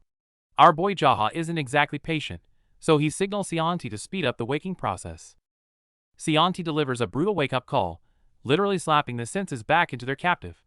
Gunpyeong jolts awake, quickly realizing this isn't his cozy bed anymore. Now that he's awake, the interrogation begins. Jaha cuts straight to the chase, demanding intel on the masked Black Rabbit leader. Gunpyeong, still dazed, admits their leader is currently in secluded training to defend his rank. Seizing the moment, our boy decides to flex his organization's power with some absolute nonsense. He claims the lowdown knows everything except what they don't know yet. This circular logic leaves Gunpyeong completely baffled. Gunpyeong actually buys the bluff, but makes a fatal mistake. He assumes Jaha is just an errand boy for this powerful group. Seonti takes immediate offense to this insult against his master and starts pummeling the poor guy. Watching the beatdown, our boy notices something interesting. He knows Gunpyeong is actually much stronger than Seonti, yet the captive isn't fighting back at all. Something else is going on in his head. Seonti is having way too much fun playing the bad cop, beating the pulp out of Gunpyeong while looking to our boy for approval. Seeing his subordinate get a bit too carried away, Jaha orders him to leave the room. He needs a moment alone to properly negotiate with their captive. Jaha cuts straight to the chase. Join the crew or die right here. Surprisingly, Gunpyeong chooses death over betrayal, refusing the offer instantly. But when Jaha presses him for a final answer, the fear of death kicks in. Gunpyeong swallows his pride and begs for mercy. To save his own skin, he swears a solemn oath. He'll stay far away from the lowdown and never touch anyone connected to our boy again. Jaha decides to let him go, but it's all part of a plan. He's channeling his inner Zhuge Liang, figuring that if you beat someone up 7 times, they'll eventually join you. With the strategy set, Jaha tells him to get lost. Gunpyeong is so confused by the sudden release that he actually hesitates to leave. Before he goes, Jaha drops the smile and delivers a chilling warning. If Gunpyeong ever hurts an innocent civilian again, he will be torn limb from limb. Gunpyeong limps away grateful to be alive, leaving Seongti completely confused about why his master would just let an enemy walk free. Gunpyeong is haunted by the cold orders of the Black Rabbit Union leaders. Fail the mission, and you must take your own life. Being treated like a disposable tool finally makes him question his loyalty. Why exactly should he die for them? The rage of being discarded makes him refuse to just end it all. While he's torn between death and dinner, his stomach makes the decision for him, leading him right to the doorstep of our boy's inn. He thinks he's being sneaky, but our boy spotted the wandering red monkey ages ago. Before Gunpyeong can even react, he gets a friendly slap on the back of the head. Trying to stealth around Jaha is a rookie mistake. Caught red-handed, Gunpyeong decides to just ask for noodles. Although our boy teases him by saying they're sold out, the moment Gunpyeong flashes cash up front, the hospitality mode kicks and money talks, after all. As he slurps down the noodles, Gunpyeong's heart grows heavier. He knows returning means death, but he can't bring himself to abandon his subordinates. The despair of being trapped makes the meal taste bitter. Seeing the former commander so down, Seongti strikes up a conversation. He explains that the low-down sect doesn't extort people like the old days. They actually provide protection. Gunpyeong is stunned to realize that a gang doesn't have to be evil to survive. Since he overpaid earlier, Seongti brings out a steaming bowl of pork ribs as extra service. Staring at the hearty meal in what should be enemy territory, Gunpyeong feels a rare sense of warmth and respect, and he's ready to devour it with intense emotion. Even in the darkest moments, good food has the power to heal.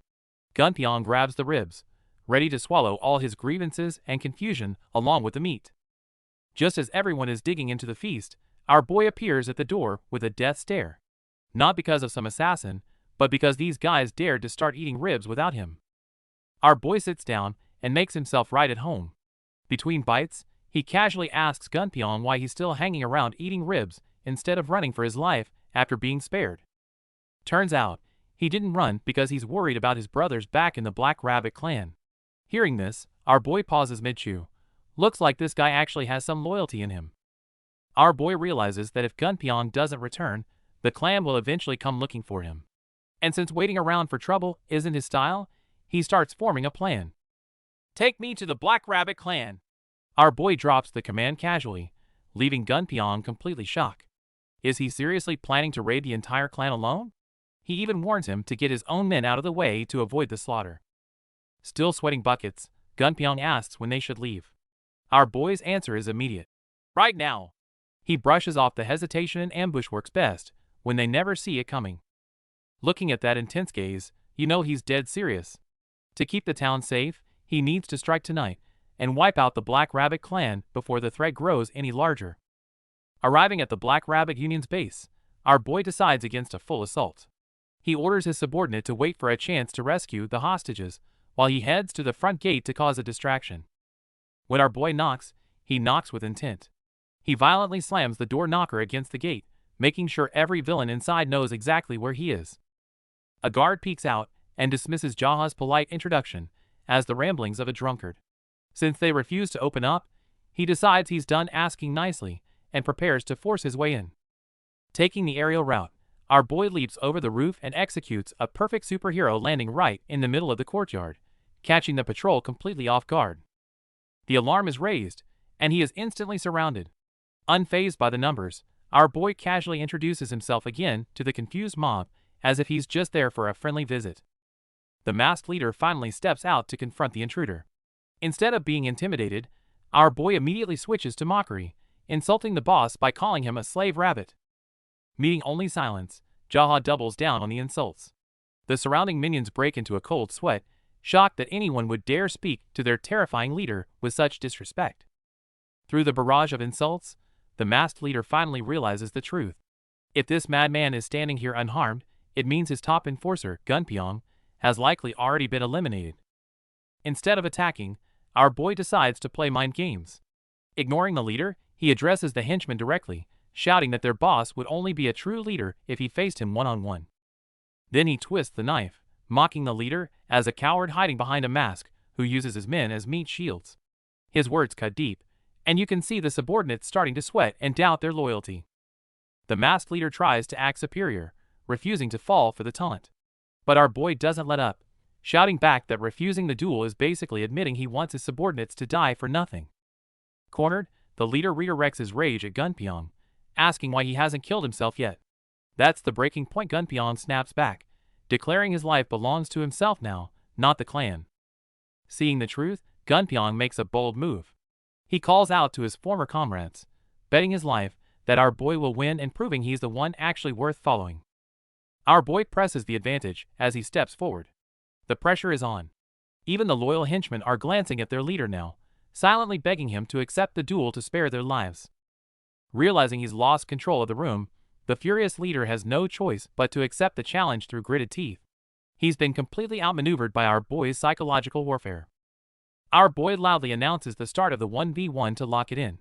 But the masked leader has snapped. He screams "shut up" and launches a surprise attack before the sentence is even finished. Before anyone realizes what's happening, a massive blade charged with blue energy comes spinning out of the shadows. The weapon tears through the air and slams into the mob with brutal force, taking out the lackeys before they can even blink. The sudden interruption clearly annoys the masked leader. He keeps his arrogant composure but makes it clear whoever just interrupted him is dead meat. Recognizing our boy, the leader mocks the entrance as merely flashy. Jaha simply responds with that signature, terrifyingly calm smirk of his. Realizing Jaha needs a weapon, Gunpyeong steps up and offers his own treasured katana. Jaha knows exactly what this means. Handing over his blade is like handing over his life. Moved by his subordinates' absolute loyalty, our boy accepts the weapon with a grin, promising to return it safely once the job is done.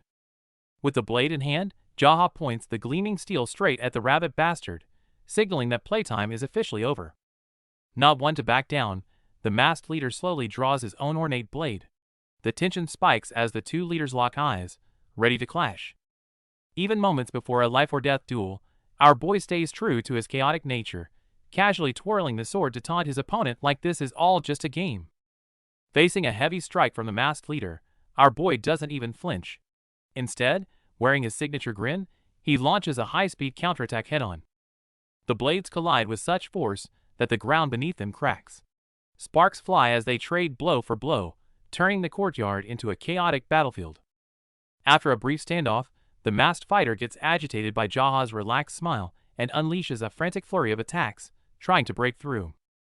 The fight escalates to a whole new level. Golden energy clashes with blue aura, creating shockwaves that tear up the environment around them. The henchmen watching from the sidelines are sweating bullets. They expected an easy win, but seeing an errand boy match their master's skills is blowing their minds. But the sharp-eyed observer realizes the truth. Jaha wasn't struggling.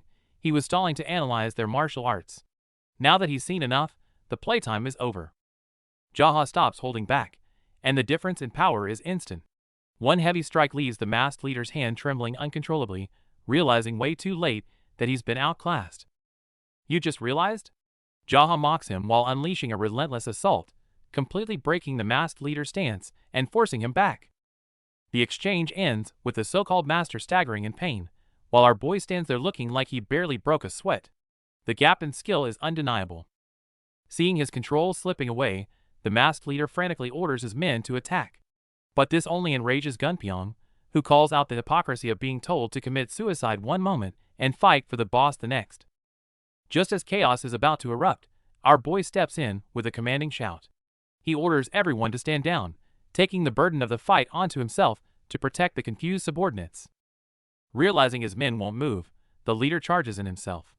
As their blades clash with a shower of sparks, our boy calmly mocks the villain's desperate state, clearly enjoying the upper hand.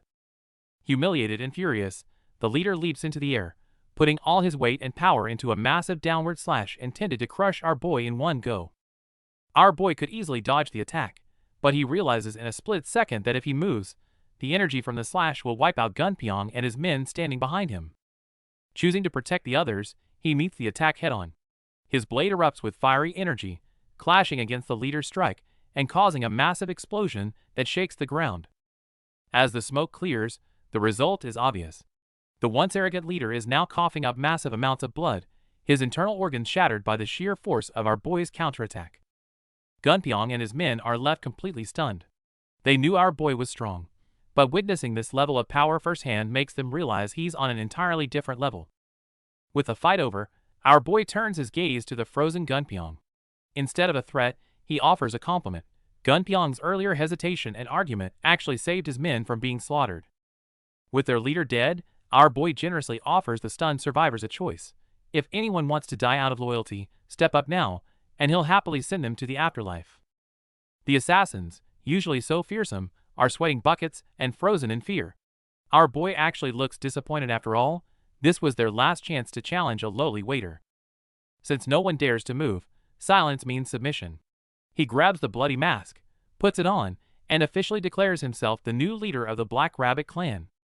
Whether they like it or not, the new order is set. To mark the end of the violence, our boy casually tosses the borrowed sword back to his subordinate. He asks for the weapon's name the Black Hare's Tooth. He starts to roast how ridiculous it sounds, but quickly stops himself, realizing he can't trash talk what is now his own property. His first command as boss? Housekeeping. He lectures the confused assassins on cleaning up the corpses and floors, getting visibly annoyed when they just stare blankly at him. Terrified by his glare, the mob instantly shouts, "Yes, master!" Satisfied, our boy orders the officials to the main hall to begin the real takeover. Meanwhile, a masked figure is slaughtering his way through the courtyard, ruthlessly declaring himself the new leader of the Black Rabbit clan. The onlookers watch in terror, sweating as they recognize the brutal swordsmanship and realize this new leader might be someone from their past. Back at the base, our boy Jaha has comfortably taken the boss's seat. Gunpyeong, sweating nervously, reports that everyone survived thanks to Jaha. Jaha is actually impressed, praising Gunpyeong not just for his intelligence, but for genuinely caring about his men's lives. Seongti immediately jumps in to hype up the boss, telling everyone how Jaha heroically risked his life, leaving the rest of the crew in awe. Recognizing talent when he sees it, Jaha officially appoints Gunpyeong as the clan's strategist. Seongti is so excited he immediately pledges his loyalty. The crew starts clapping enthusiastically to show support, but Jaha shuts it down instantly. One word is all it takes to silence the entire room. Now that he's in charge, Jaha starts preaching his philosophy. It doesn't matter if they hate each other, as long as they fight and grow stronger together. But the mood shifts instantly when Jaha catches a guy zoning out. He terrifies the subordinate, then casually orders them to clean up the corpse nearby. Ignoring the whispers among the elders, our boy cuts straight through the noise and demands the manager in charge step forward to report. He starts issuing financial orders like he's owned the place for years, confusing everyone, before suddenly shifting gears to ask about the upcoming sparring match. The executives are sweating bullets, wondering how he knows their internal secrets. Ignoring their confusion, our boy accurately predicts that the Red Monkey will be the next challenger. After confirming he's currently ranked 5th among the generals, our boys seem satisfied enough to ask about the whereabouts of their so-called revered teacher. Just thinking about that old man chasing women makes our boy's blood boil. The elders are completely baffled by how he switches from respect to pure rage in a split second. Our boy gets more agitated, accusing their master of moral corruption. When the elders try to defend him, he snaps, roaring that the old man has fallen into degeneracy. The executives finally realize he's planning a full-on rebellion and start panicking. Our boy doesn't mince words. Anyone who sides with the old master is a dead man. Having terrified the room, our boy pivots to the Black Sea Wolves. Upon confirming they're still auctioning slaves, his expression turns even colder. He immediately declares war, ordering the Black Rabbit clan to crush the Black Sea Wolves. The executives are left stunned, realizing their new boss has just turned them into a slave liberation front on a whim. Facing these officials who hide behind duty, our boy cuts straight to the chase, questioning their sudden attacks on the Black Sea Wolves. One look at his manic smile, and the tension in the room skyrockets. Delivering a twisted speech about justice while covered in blood, our boy completely dominates the room.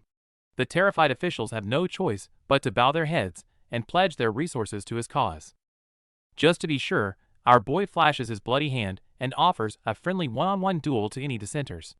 Luckily for them, everyone stays quiet, and Jaha is delighted he doesn't have to slaughter his new staff. With the internal purge handled, our boy puts his mask back on and steps into the courtyard. Admiring the moonlight, he genuinely believes that terrifying meeting was actually peaceful and fruitful. A servant nervously approaches with dinner, but our boy just wants to wash off the blood from his earlier negotiations.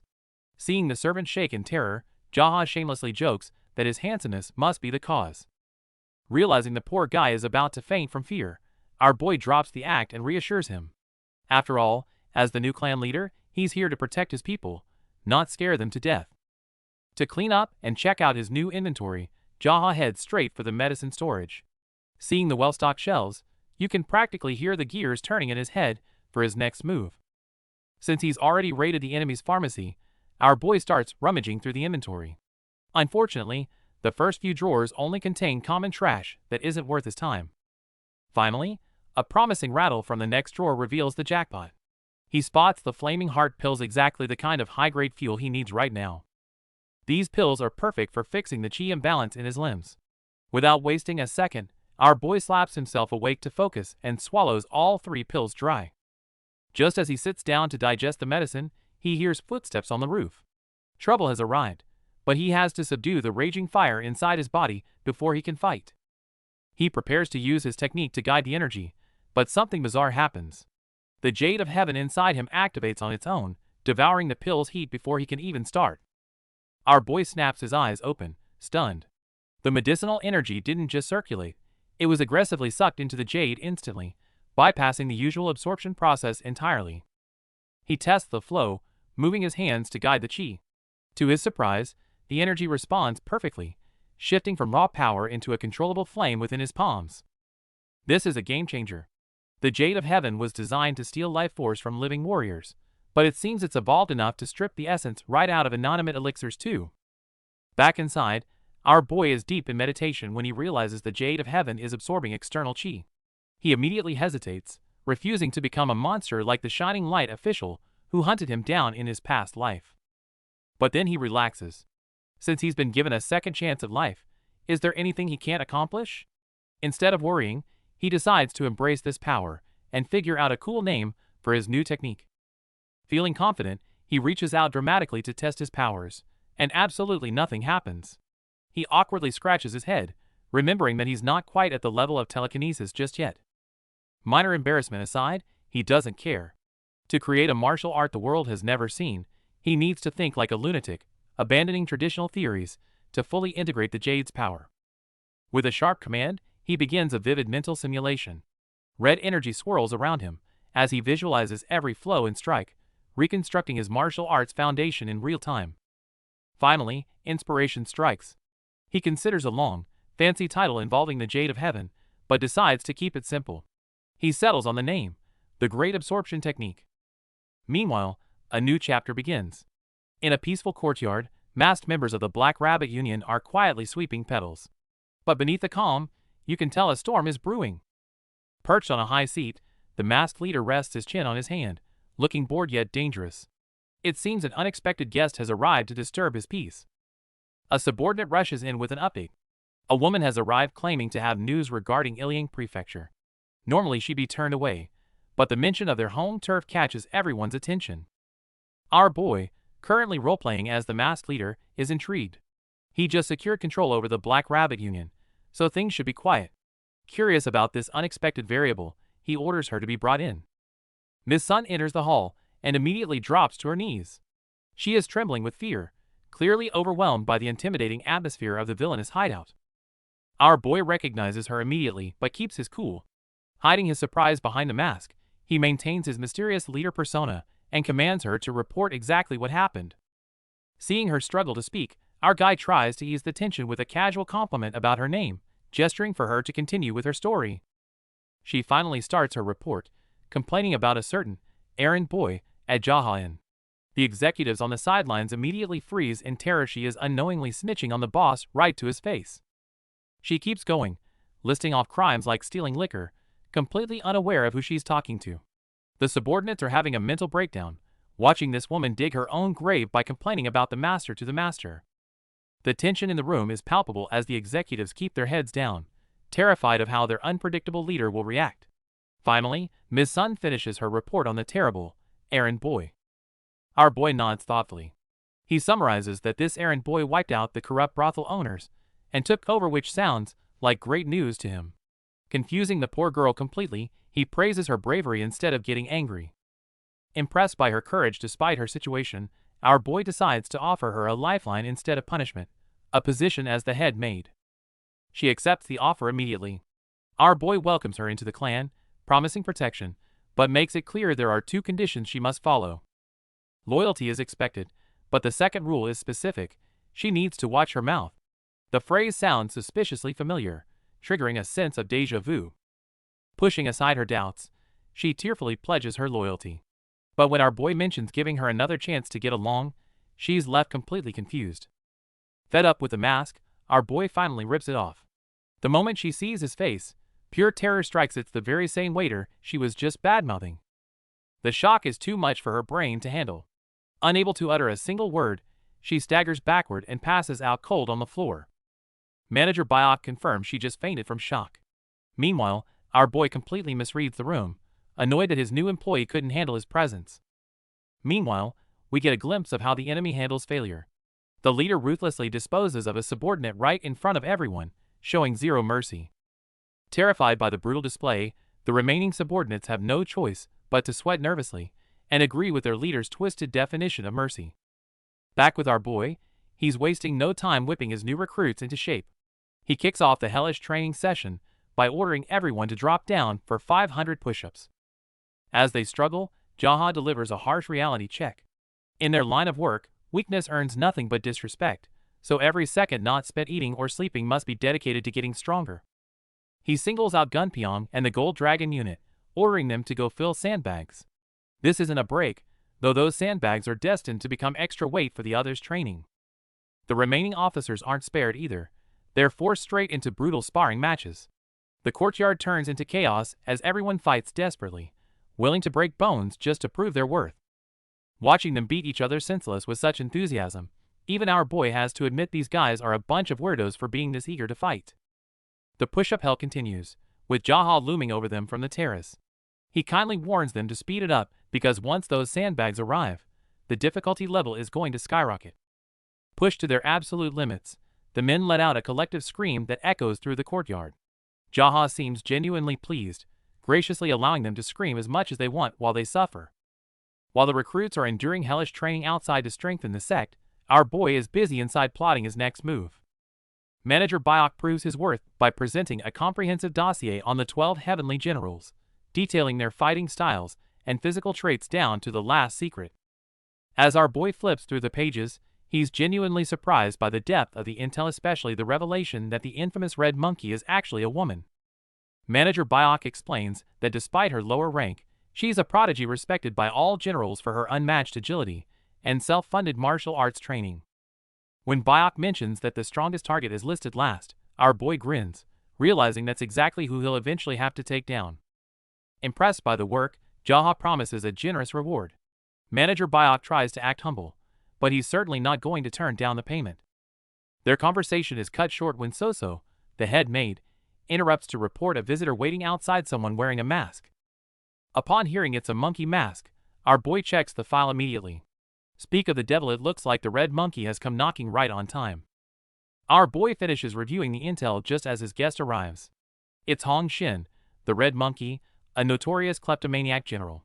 As he snaps the book shut, a confident smile creeps onto his face. He knows exactly how to handle this greed. Hong Shin waltzes into the room like she owns the place. Despite the mask, her arrogance is palpable as she sizes up the rabid general, clearly thinking she has the upper hand before even saying a word. Our boy plops down on the throne and immediately chooses violence. Long time no see, you thieving bitch. Hong Shin is visibly offended, but our guy just scratches his head innocently, pretending he thought that was the standard greeting among generals. Sensing the tension, our boy quickly spins a lie about suffering from chi deviation and a fever to explain his rudeness. Hong Shin buys it instantly, her anger replaced by a smirk as she realizes her target is supposedly weakened. Believing he's injured, Hong Shin drops the pleasantries and demands her allowance. She's calculating that he won't risk fighting her now, since he needs to save his strength for his upcoming duel with the White Rooster. Hong Shin threatens to ruin his condition for the tournament, but our boy isn't having it. He coolly asks if she's a beggar hitting up all the brothers. That insult lands hard, and Hong Shin decides it's time to stop talking and start fighting. Weapons drawn, she offers a settlement, 30 silver pieces to leave him alone. Internally, she's already getting greedy, convinced that he's too terrified and injured to accept her challenge. But before she can hike the price, our boy cuts in with a counteroffer. With a menacing aura, he suggests she hand over all her money instead, if she wants to leave in one piece. The scene opens with a grotesque, monkey-like visage, foreshadowing the true nature of the opponent our boy is about to face, the red monkey of the 12 generals. Cutting to the interior, our boy donning a gold beast mask is laying down the law. He's not just here to spar, he's running a business. If she wants to challenge him, she has to pay up, though he offers a full refund if she manages to defeat him even once. It's blatant gambling disguised as a duel. Seeing our boy's confident smirk, the red monkey wonders if he's lost his mind, but she decides to accept the bet, thinking his arrogance will be his downfall. She sets the specific terms. If he can remove her mask within 7 minutes, he wins. Our boy agrees instantly, even allowing her to use any dirty tricks or tools she has, clearly unbothered by the constraints. They move to the courtyard, and the tension spikes. The red monkey drops into a serious combat stance, while our boy just casually strolls forward like he's on a morning walk, maximizing the disrespect. She tries to warn him that 7 minutes isn't much time, but our boy tells her to shut up. He closes the distance, promising to teach her a harsh lesson right here and now. Done with talking, our boy launches a sudden assault. The red monkey blocks the strike, but is immediately confused by his erratic movements, as a palm thrust comes flying in from an unexpected angle. True to her name, she's incredibly agile. She dodges his slash with a backflip and lands a spinning handstand recovery, effortlessly showcasing her acrobatic skills as the fight truly begins. Hong Xin, known as the Red Monkey, is incredibly confident in her footwork, and even the bystanders doubt our boy can catch up to such a speedy thief. She's busy daydreaming about how to spend the reward money, but our boy suddenly accelerates, cutting her financial fantasies short with a high-speed lunge. Hong Xin finally realizes something is wrong. Our boy keeps getting faster, forcing her to scramble defensively in midair, losing her previous composure. Suddenly, our boy's movement becomes ghostly and unpredictable, weaving through the air so fast that Hong Xin can't track where the next attack is coming from. Seeing her continue to resist, a crazy smile forms behind our boy's mask, the look of a hunter knowing the trap is about to snap shut. In that instant, our boy stops holding back and unleashes his signature great absorption technique, locking onto Hong Xin with a powerful red force. Caught in the inescapable suction, Hong Xin loses her balance completely. Our boy grabs hold of her and slams her violently into the ground without mercy. That impact leaves the red monkey trembling on the ground, totally dazed. But before she can even recover from the fear, our boy is already launching his next move. The battle hits its climax as the legendary great absorption technique is unleashed. Violent red energy explodes in the air, creating a level of combat that mere mortals wouldn't dare interfere with. With a deafening boom, the dust settles to reveal both fighters lying amidst the rubble. This is the price of a head-on collision. However, our boy is built different. He stands up holding his trophy like nothing happened, claiming an easy and leisurely victory while casually introducing the fallen sister Hong Xin to the gang. Looking at Hong Xin's bloodied face and pained expression, the gang members start questioning if she's even alive.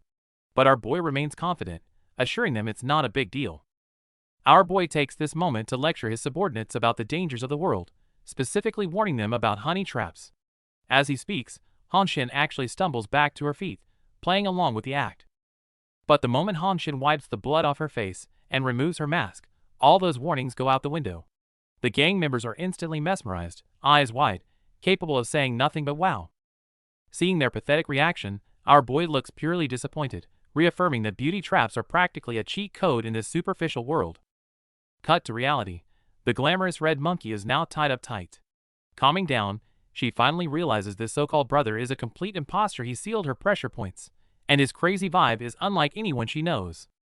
Hong Xin finds herself tied to a pillar, completely at the mercy of her captors. Manager Biok walks in, but he's no longer serving the Black Rabbit Union. He's here on orders from our boy. After a chaotic struggle that led to her capture, Hong Xin is left alone with the manager. Biok calmly dismisses the guards, preparing to handle this interrogation personally. When Hong Xin asks what he's doing, Biok sighs. He explains that their terrifying new leader has ordered a highly detailed portrait of her face, and he's too scared to disobey. Reasoning that a famous thief needs a mugshot, Biok justifies the absurdity. He waves his brush dangerously close to her face, making Hong Xin flinch in sheer terror. Hong Xin snaps at him for staring, but Byok hits back with artist logic. To draw a mountain, one must look at the mountain. He is clearly enjoying annoying her. Desperate, Hong Shin tries to pull rank as one of the 12 generals. Byok instantly shuts her down, coldly warning her to show some respect to her elders given her current position. Byok drops a crude joke about drawing a nude portrait just to mess with her head, before casually brushing it off. He's playing mind games to break her spirit. Jokes aside, Byok recounts how their previous master died with his bones crushed by Jaha.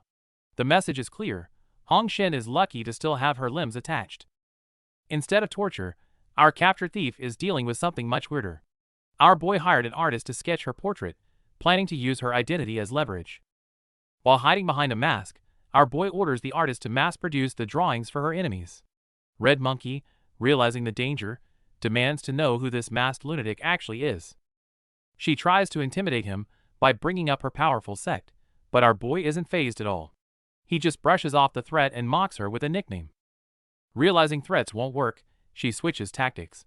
Since she's in it for the money, she offers to cooperate fully as long as the pay is good. Our boy isn't naive enough to trust a thief's word. Despite her promises, he flatly tells her he doesn't believe a word she says, leaving her scrambling for a new angle.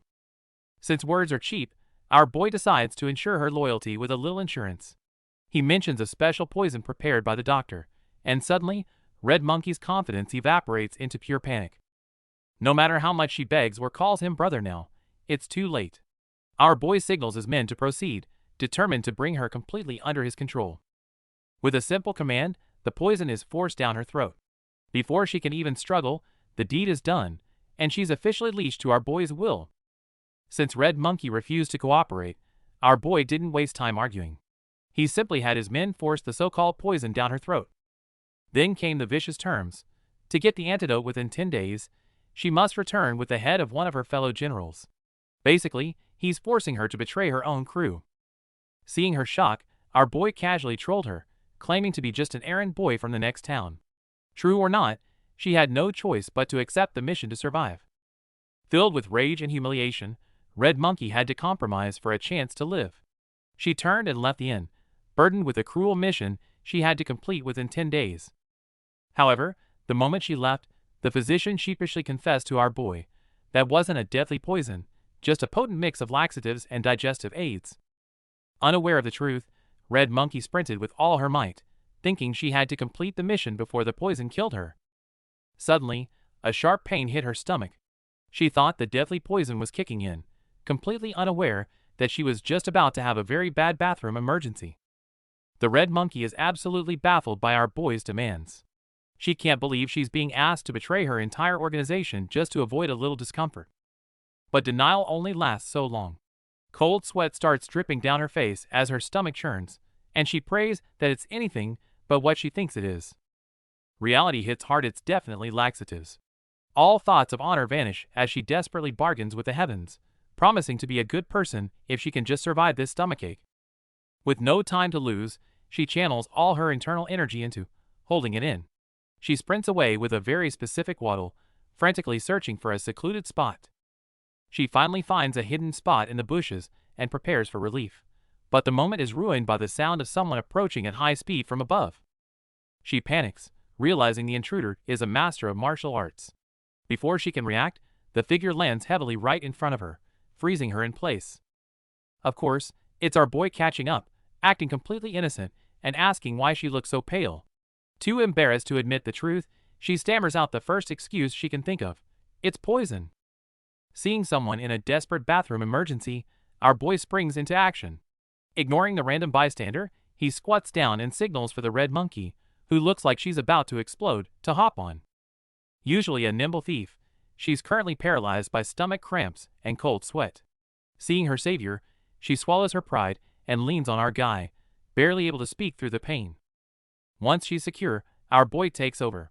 He launches into a high-speed sprint, blurring through the forest. This is a race against time, and the consequences of losing are too messy to think about. Mid-flight, our guide decides it's the perfect time to play life coach, telling her to stay calm. Easy to say when you're not the one whose internal organs are staging a violent rebellion.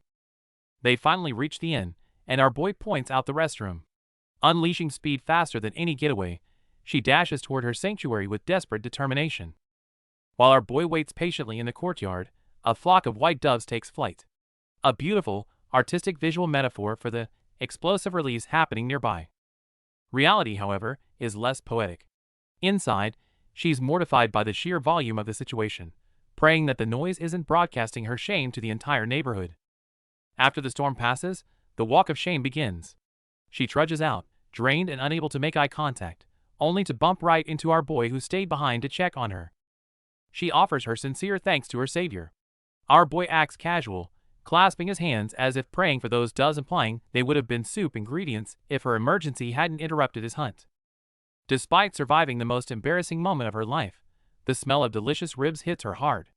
Her stomach rumbles again, but this time, it's pure hunger. Our boy enjoys his meal, but notices her staring. Seeing her try to politely refuse despite clearly drooling, he decides to be generous and offers her a bite. Despite her suspicions about her dangerous dining companions, the aroma is too tempting to resist. One bite is all it takes for her to completely forget her hostility. These ribs are amazing. When the leader asks about her identity, our boy casually lies and claims she's his sister.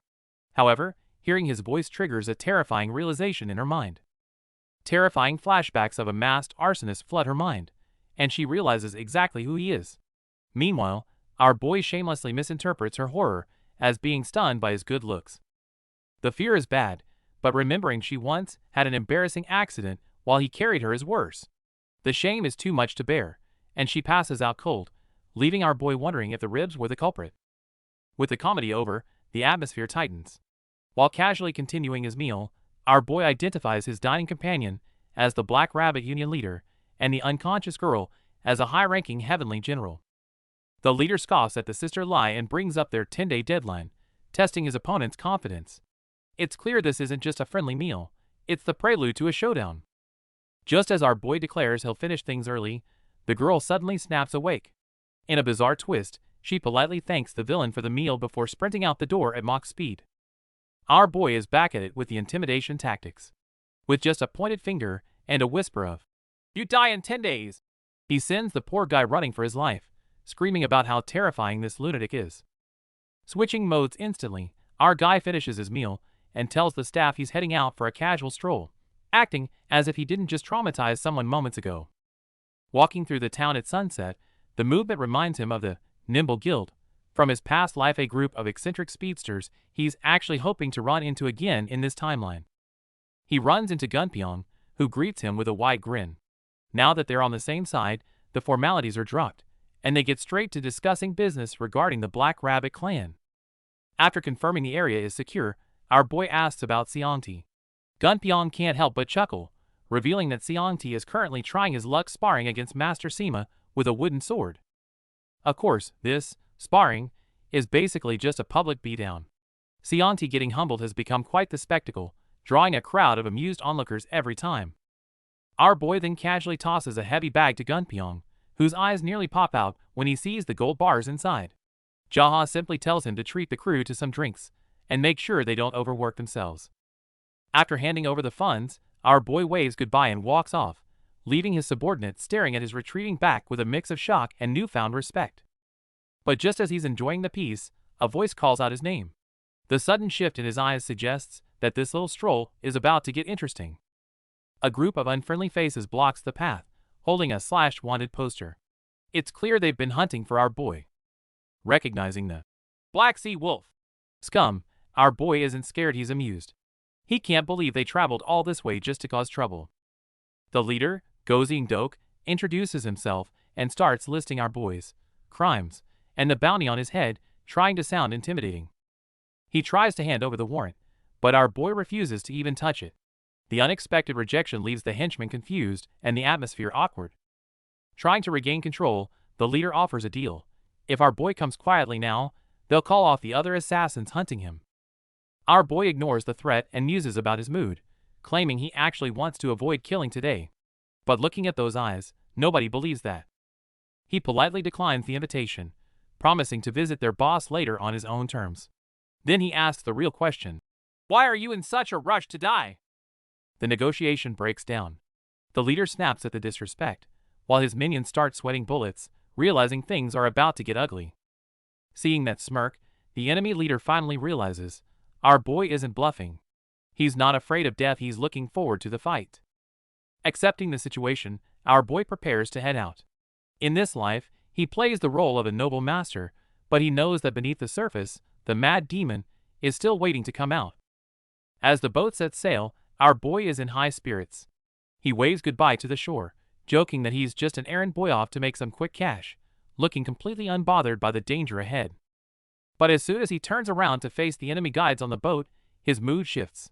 He stares at them with pure disgust, openly asking why they look so undeniably hideous. It's not just a random insult. Our boy is genuinely curious.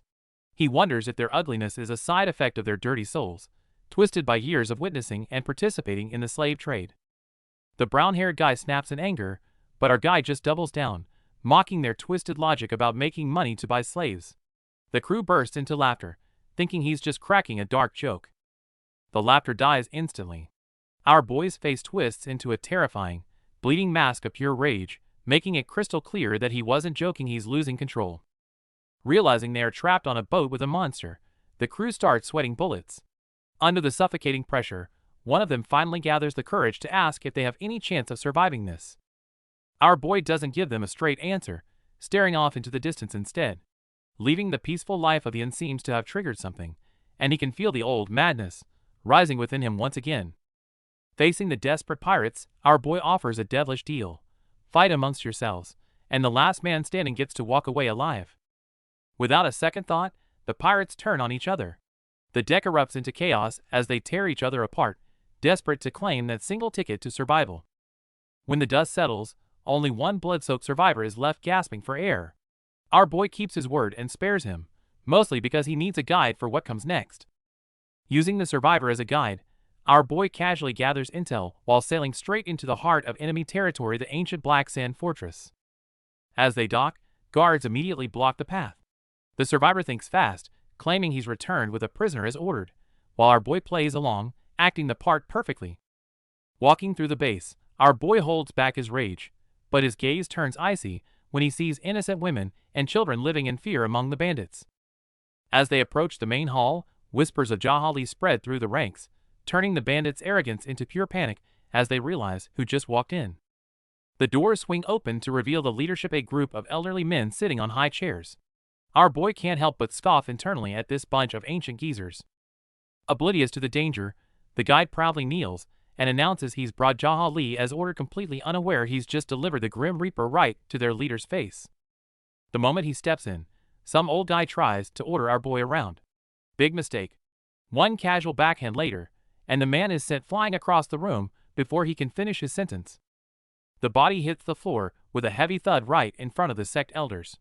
Completely unbothered by the shock he just caused, our guy casually takes a seat in the center of the hall. One of the elders explodes in rage, screaming at the disrespect, but the calm one in the middle raises a hand to stop him, sensing there's some business to discuss first. The calm elder decides to play the diplomat. He confirms Jaha's identity with a fake smile and brings up the small matter of the members our boy killed recently, trying to assert dominance. Their demand is simple: cut off a finger and pay 100 gold pieces to settle the debt. The sect leader on the throne nods along, acting like they're being incredibly generous. Our boy almost laughs at the absurdity. He doesn't hesitate for a second. Pass. I don't have that kind of money, and even if I did, you wouldn't get a single copper. When extortion fails, they resort to threats, promising to go after his family. Jaha's eyes go cold, but he grins. Too bad. I don't have any family left. The villains double down, threatening to take the money from the innocent townspeople instead. That wipes the smile off our boy's face. Now they're just getting on his nerves.